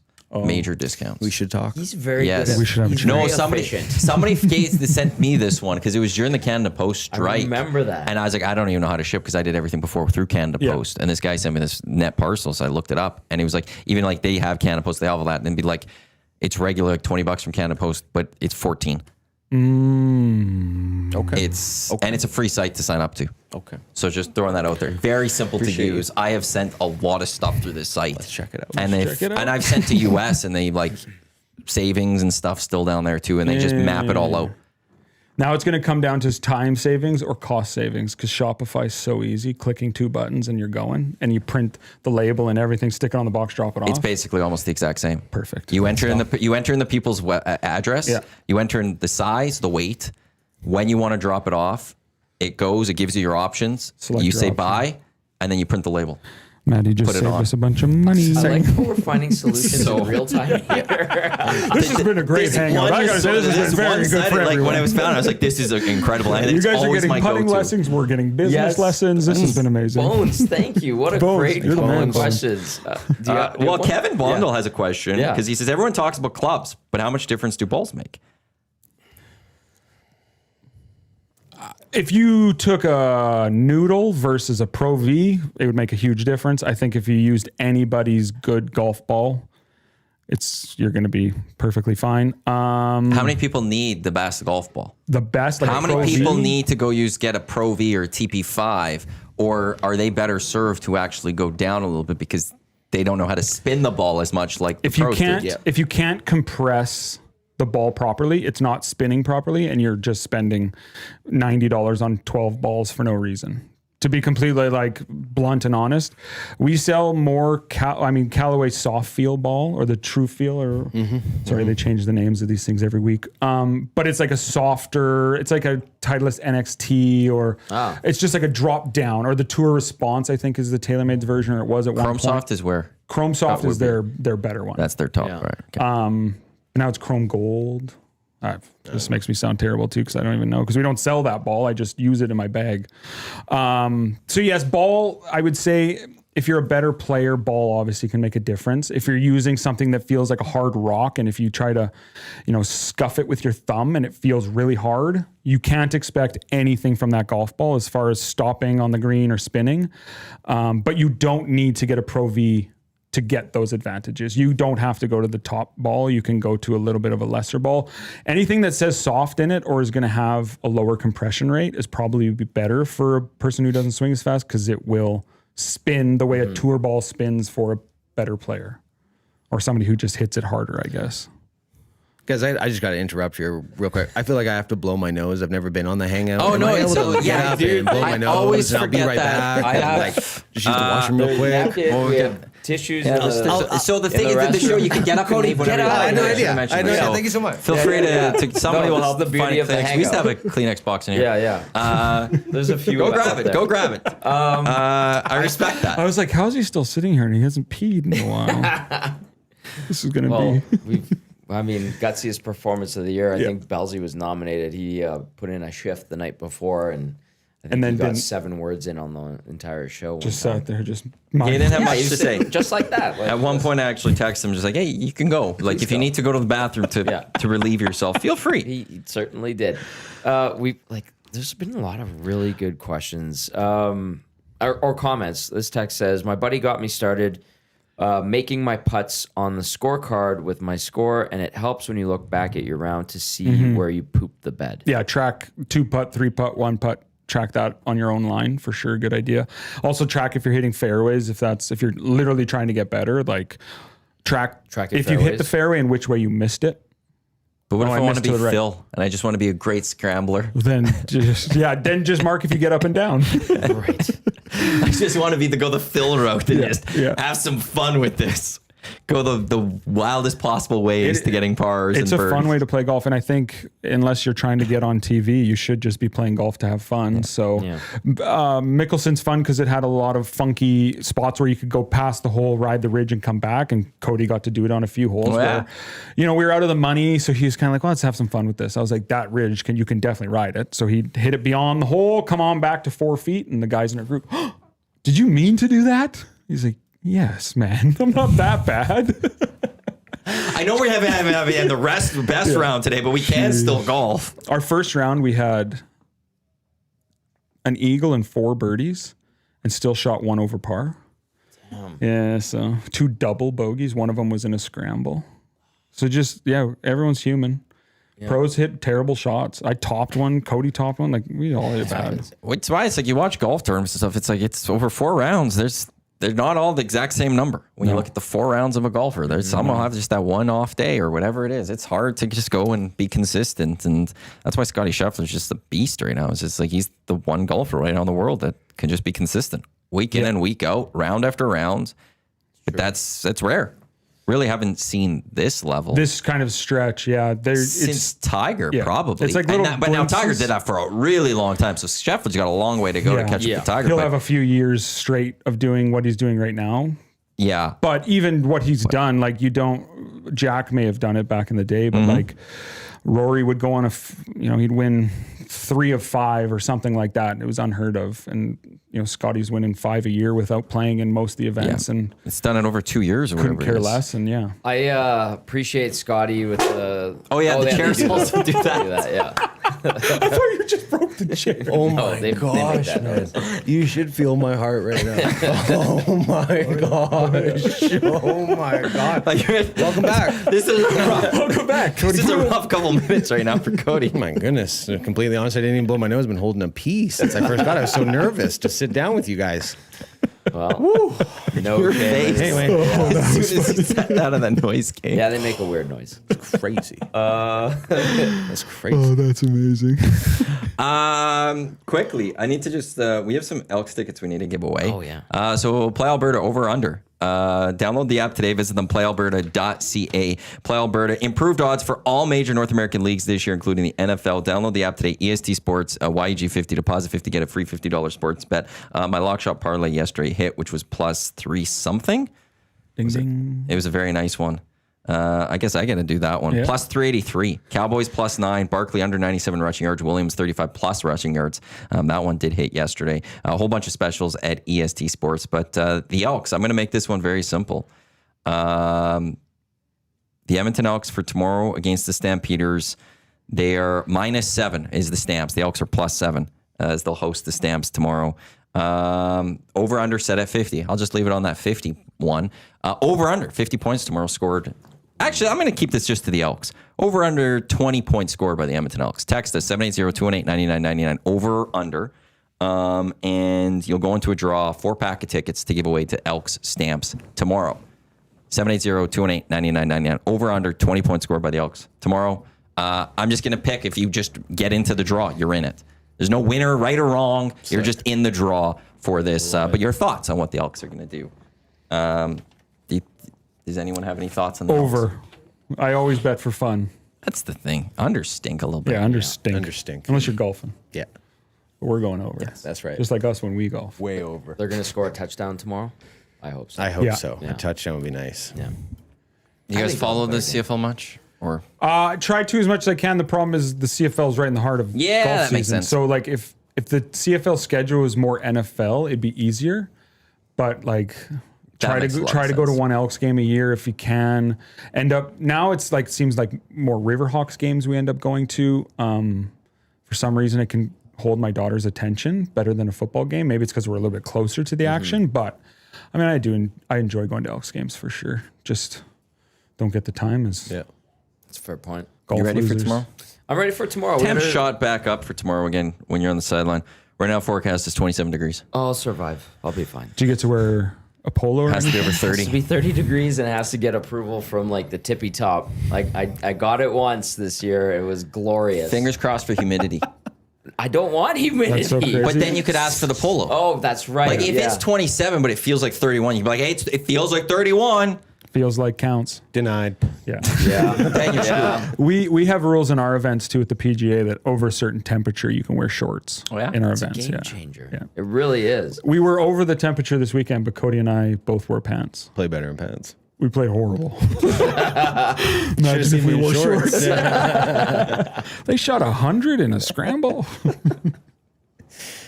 Yeah, I think I'll be suited up tomorrow. You could tell the air has changed. Like, Oh, it's so cool in the Yeah. mornings already. Yeah, it's Yeah. it's quite chilly. That Monday was. Oh Cool. my god, I was cooking. I can't even imagine. Yeah, well, it was funny. The cheerleader, our broadcast truck was right beside where the cheerleaders were coming in, and they were coming off the field, and we're like just chatting, and then a bunch of them were coming. I'm like, "How'd it go today?" And she's like, "Oh, it was a good game. It was great." Just to one of them, and then she's like, "How about you?" I'm like, "Well, I'm drenched in sweat.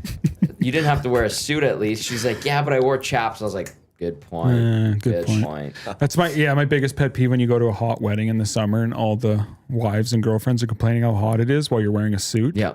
And you just look at her. And you're like, don't say that. You're hurting my feelings. I could feel the sweat drip down my back currently. Please leave me alone. So true. Who wins the Ryder Cup this year? I think Europe. Yeah, I want Europe. Do you want Europe to win? I want Europe to going win. I think it depends what Scott. If Scotty just goes, he'll win all his points, and then I don't know. I'm going to say Europe. I want Europe to win. I'm all in on Europe. I've always liked Team Europe. I'm always cheering Too for much Team European Europe. in my blood to not say Europe for sure. Big Rory guy. I like Rory in the Ryder Cup. I like Rory too. I like him in the Ryder Cup, Yeah. and now it's at Bethpage, and they're already calling it like the most volatile Ryder Cup because it's people from New York yelling at the Europeans. So they're already anticipating this to just be people gong show. heckle City and Rory going crazy at people back. And then there's John Rahm. Rahm can get all fiery and stuff, and that could either be a detriment, but it also could be the thing that fires up the team. Like Ian Poulter was a great Ryder Cup guy, partly because he brought that emotion. Absolutely. Stuff. the Ryder Cup's the best for that. And just like the team games, and like we've been talking about, Cody and I just played a team game, and it's the funnest way to play golf. Yep. The PGA events, the first ones to fill up are all the 2-man scramble, the 2-man best ball, or this one. So the Ryder Cup just shows just the passion, and oh man, it's the best. I love it. That and the Masters is like really the only golf I watch on TV anymore. Are those two? Yeah. And the Masters depends if we're open, because if the course was open this year, so you don't even get to watch it. No, you don't. It's just one of those things that you kind of want it open because I mean, it's the biggest business early, right? And it's that same weekend every year where it's like you're humming and hawing. Are we going to be open? Or are you watching the Masters? What are we doing here? And It's like Business or leisure? yeah, Yeah, it's like an unwritten rule, and like the golf is not unwritten or unspoken. And ideally, everyone would love to get just past Masters weekend. Just open up on the Monday. Let me have that last weekend of golf. Give me my time. Very rarely has it. Yeah, I've only had the winter. Just give me one more week. It very rarely happens. It's just I've had 5 months away. I need one more weekend. Mother Nature could allow that extra week so you could watch the Masters and just stay open a week longer. Yeah. Just stay nice that extra week, and then you're all good, right? Yeah. Or let us just get out there in March. To do it early would be the more ideal thing. Beat those winter blues after Christmas and the New Year. It gets a little long there, as we all know. So That's where they're I don't even lucky in wanna talk about Calgary. it. They get it a little earlier. Yeah. Yes, yeah, and a little worse. I have a question about John Rahm. You bring him up. Did he disappoint you guys when he jumped over to live? Because he was so like. For myself, 100%. Yeah, I was like. His stance of, no, this is where I am. This is me. See you later. Once Yeah. the check was big enough. Just watching him on Fox News as he was in the live like Letterman jacket, you could just see the face, like the a soul hypocrite. was sucked out of him. I'm excited to be at live. Like he's like, you just took the payday. Yep. Congrats. Which for him, it didn't really make sense because he was good and he was going to continue to make money and make checks and everything else, where the guys who weren't as good and you got to make hay while you can do it. I got no problem with those guys. Or the older statesmen who realize they can't compete anymore. Like Ian Poulter has won in decades. So like, go make 100 million playing fun golf with your buds. Like do your thing. John Rahm is just like, if you can't take such a strong stance on something and then just in one day change your entire opinion on it so aggressively from I would never to I'm so happy to be here. That was one guy where like when the PGA guys were sticking around and, Rory was kind of like the leader of that. And I'm like, okay, I respect that because they're trying to like respect and maintain the sanctity of the PGA. And I was like, John Rahm, what did you just do, man? Yeah. Like that was such garbage. The bigger one for me was Phil. Yeah? Phil hurt my feelings. For sure. I was a big Phil fan. I think Phil didn't need to jump over for however many hundreds of millions of what he did with Callaway endorsements and what he was up to and still playing pretty good golf and winter tournament history, everything like that. I understand there's that other aspect of growing the game, but maybe I'm wrong. people say no one watches Live. They seem to be full and everything. What is that translating to? It looks a little bit more exciting than the PGA, but yeah, Phil was one of those where now he's on the fence of whether or not you like him. Mm-hmm. Yeah, a little bit more so. He was the best. I think the PGA Tour misses a guy like Phil, for example. Never mind how he speaks off broadcast, but just for what my favorite thing in golf, creativity, is you get hitting putts and flop shots and chips that are different rather than just your stock standard. It was cool that was the big one for me. John Rahm, tough, but Chambo, I had no problem. Go away. Yeah, which I've gained more appreciation for Bryson since he left and he's done his YouTube thing, and just seeing how, I mean, pros are people that we work with essentially in the industry. There's two different views of the whole YouTube golf and us. I mean, I've gotten messages from a golf pro in the province telling me I'm a fool and the way we're doing things is garbage, and he respects golf and he respects the tradition of golf. And I said, well, I'd never seen you play in a suit. So when does your golf tradition start? Because they used to play in suits. They used to play in tweed suits, man. So like 3-piece, tight, thick suits. So unless you're wearing that, stop with the tradition talk for sure. But yeah, I think Live and YouTube golf have just opened up just another avenue. And like we have a young man in the shop who watches YouTube golf. All my buddies who have gotten into golf later in life, did you see that new good video? No, I don't watch YouTube golf, but I love that you do, and I love that you love it because it makes you want to play. And if you're talking to me about what one of the good guys uses, that's great because it's the same as you talking about tour stuff. And as long as people are playing, like that's literally at the end of the day. And I think those Live and the YouTube world of golf have opened up so many more eyes to the game because it's not, all right, next on the number one tee, quiet please. It's music playing, it's guys swearing, some of them. It's shirts not tucked in. It's just the boys acting goofy or the girls acting goofy. It just makes it more human and less, I can't play that game. My dad isn't a CEO of something. Like, that's a really good point. I like Bob Does Sports with Joey Coldcuts, who I found out is Canadian, apparently. Cool. And then I like Rick Shields. I just like the way he talks about the game. And I used to watch a lot of Rick Shields stuff in the start when he would be talking about clubs and the fittings. When I was working for TaylorMade, it was just like good to just kind of know more about it. He described drivers that having a nice crunch to them. Oh yeah. And I was like, I love that. That resonates with me. That's good. We just got a few more minutes left. Matt at Garrison also said, looks like NetParcel has Shopify integration apparently or something. So he's good. We might have to. This after. He's good. Come on down to Rundle. Let's have a chat. Okay, so just a couple more minutes. Rundle Park, the short course. People want more info. And you guys got a website, or is it? It's the city's website, right? So then Insta is kind of the big Instagram's spot. kind of like a better place. If you're gonna have a question for us, that's probably a better place to just send us a DM. The only things we really need to talk about with Rundle is if you have kids who are interested in trying golf, rentals are free. As soon as really we cool. got there through Goat Track, we make sure all kids rentals are free. So I think we have like 15 sets of rentals now. So it's pretty tough to run out. Basically just make your tee time. There's junior rates. You're going to come into the pro shop. We need clubs. We'll give you clubs, balls, tees for the kids. And then you go away from there. That's awesome. You can use them all year. We've had kids come back a dozen times, so mom and dad don't have to buy clubs. Clubs are expensive and kids grow just like every other sport. So we have all the sizes you can get.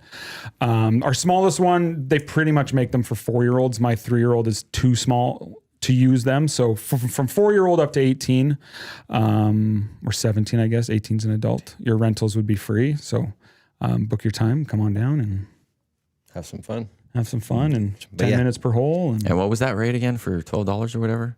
Walking on Sunshine. Yeah, our Walking on Sunshine, which is, there's no tee times. You sign up at 6 o'clock. In the heart of the season, you'd be teeing off at 7, but sign up starts at 6. There's no rentals. You can't take a push cart. You can't take rental clubs, but it's $12. Play until the sun goes down. Damn. Just wicked. Which is the same price as a bucket of balls. Yeah, that is amazing. It's crazy. And if people want more information on Goat Track, website, www.gotracksocialclub.com, Instagram, goat.track, I believe. Yeah. Is what it is. Yeah. Rundle Park is at Rundle Park SC short course. Shorties is the name Shorties, SHORTEES, everything separated by a period. Because believe it or not, in Australia, there's a miniature golf course called Shorties as well. But it's the name of the golf course.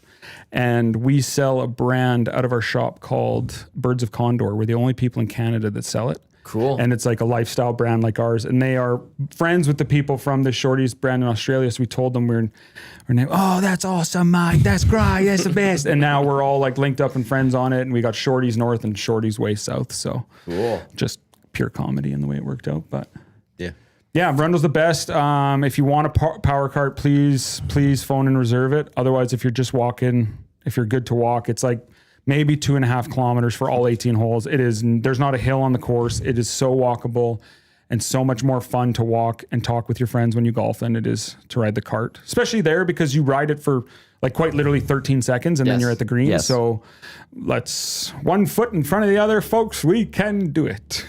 Yeah, Trev. Yeah, Trev. Yeah, Trev. Garrett, Cody, thank you for coming in. Really appreciate this. Guys, appreciate it. This was a fun chat. I love when we just did 2 hours based on golf. This was awesome. that was This was sick. great. Thank you very much. That was cool. We got Lock Shop coming up here on Edmonton Sports Talk, presented by Play Alberta. We've got Oil Stream 20 through 16, ranking of importance of the Edmonton Oilers. We got ESC Afternoons. We got the Reed Wilkins Show with Jay Milne. That's all till 6 o'clock. Great Goal Kickoff Show tomorrow, 4 o'clock. This is Jay and I will get you set for the Elks and the Stamps. On behalf of Garrett, Cody, Tommy, Matt, thanks for tuning in to the EST Hangout presented by Sentinel Storage right here in Edmonton Sports Talk. Lock Shop coming up in just a few minutes. Don't go anywhere. Let's go. There you go, right in front of the camera. First-time guest, long-time listener, fan of the original draft commissioner. Welcome to the EST Hangout presented by White Claw Hard Seltzer. The difference is clear. Matt Iwanyk, Tom Gazzola with here. Joining us today,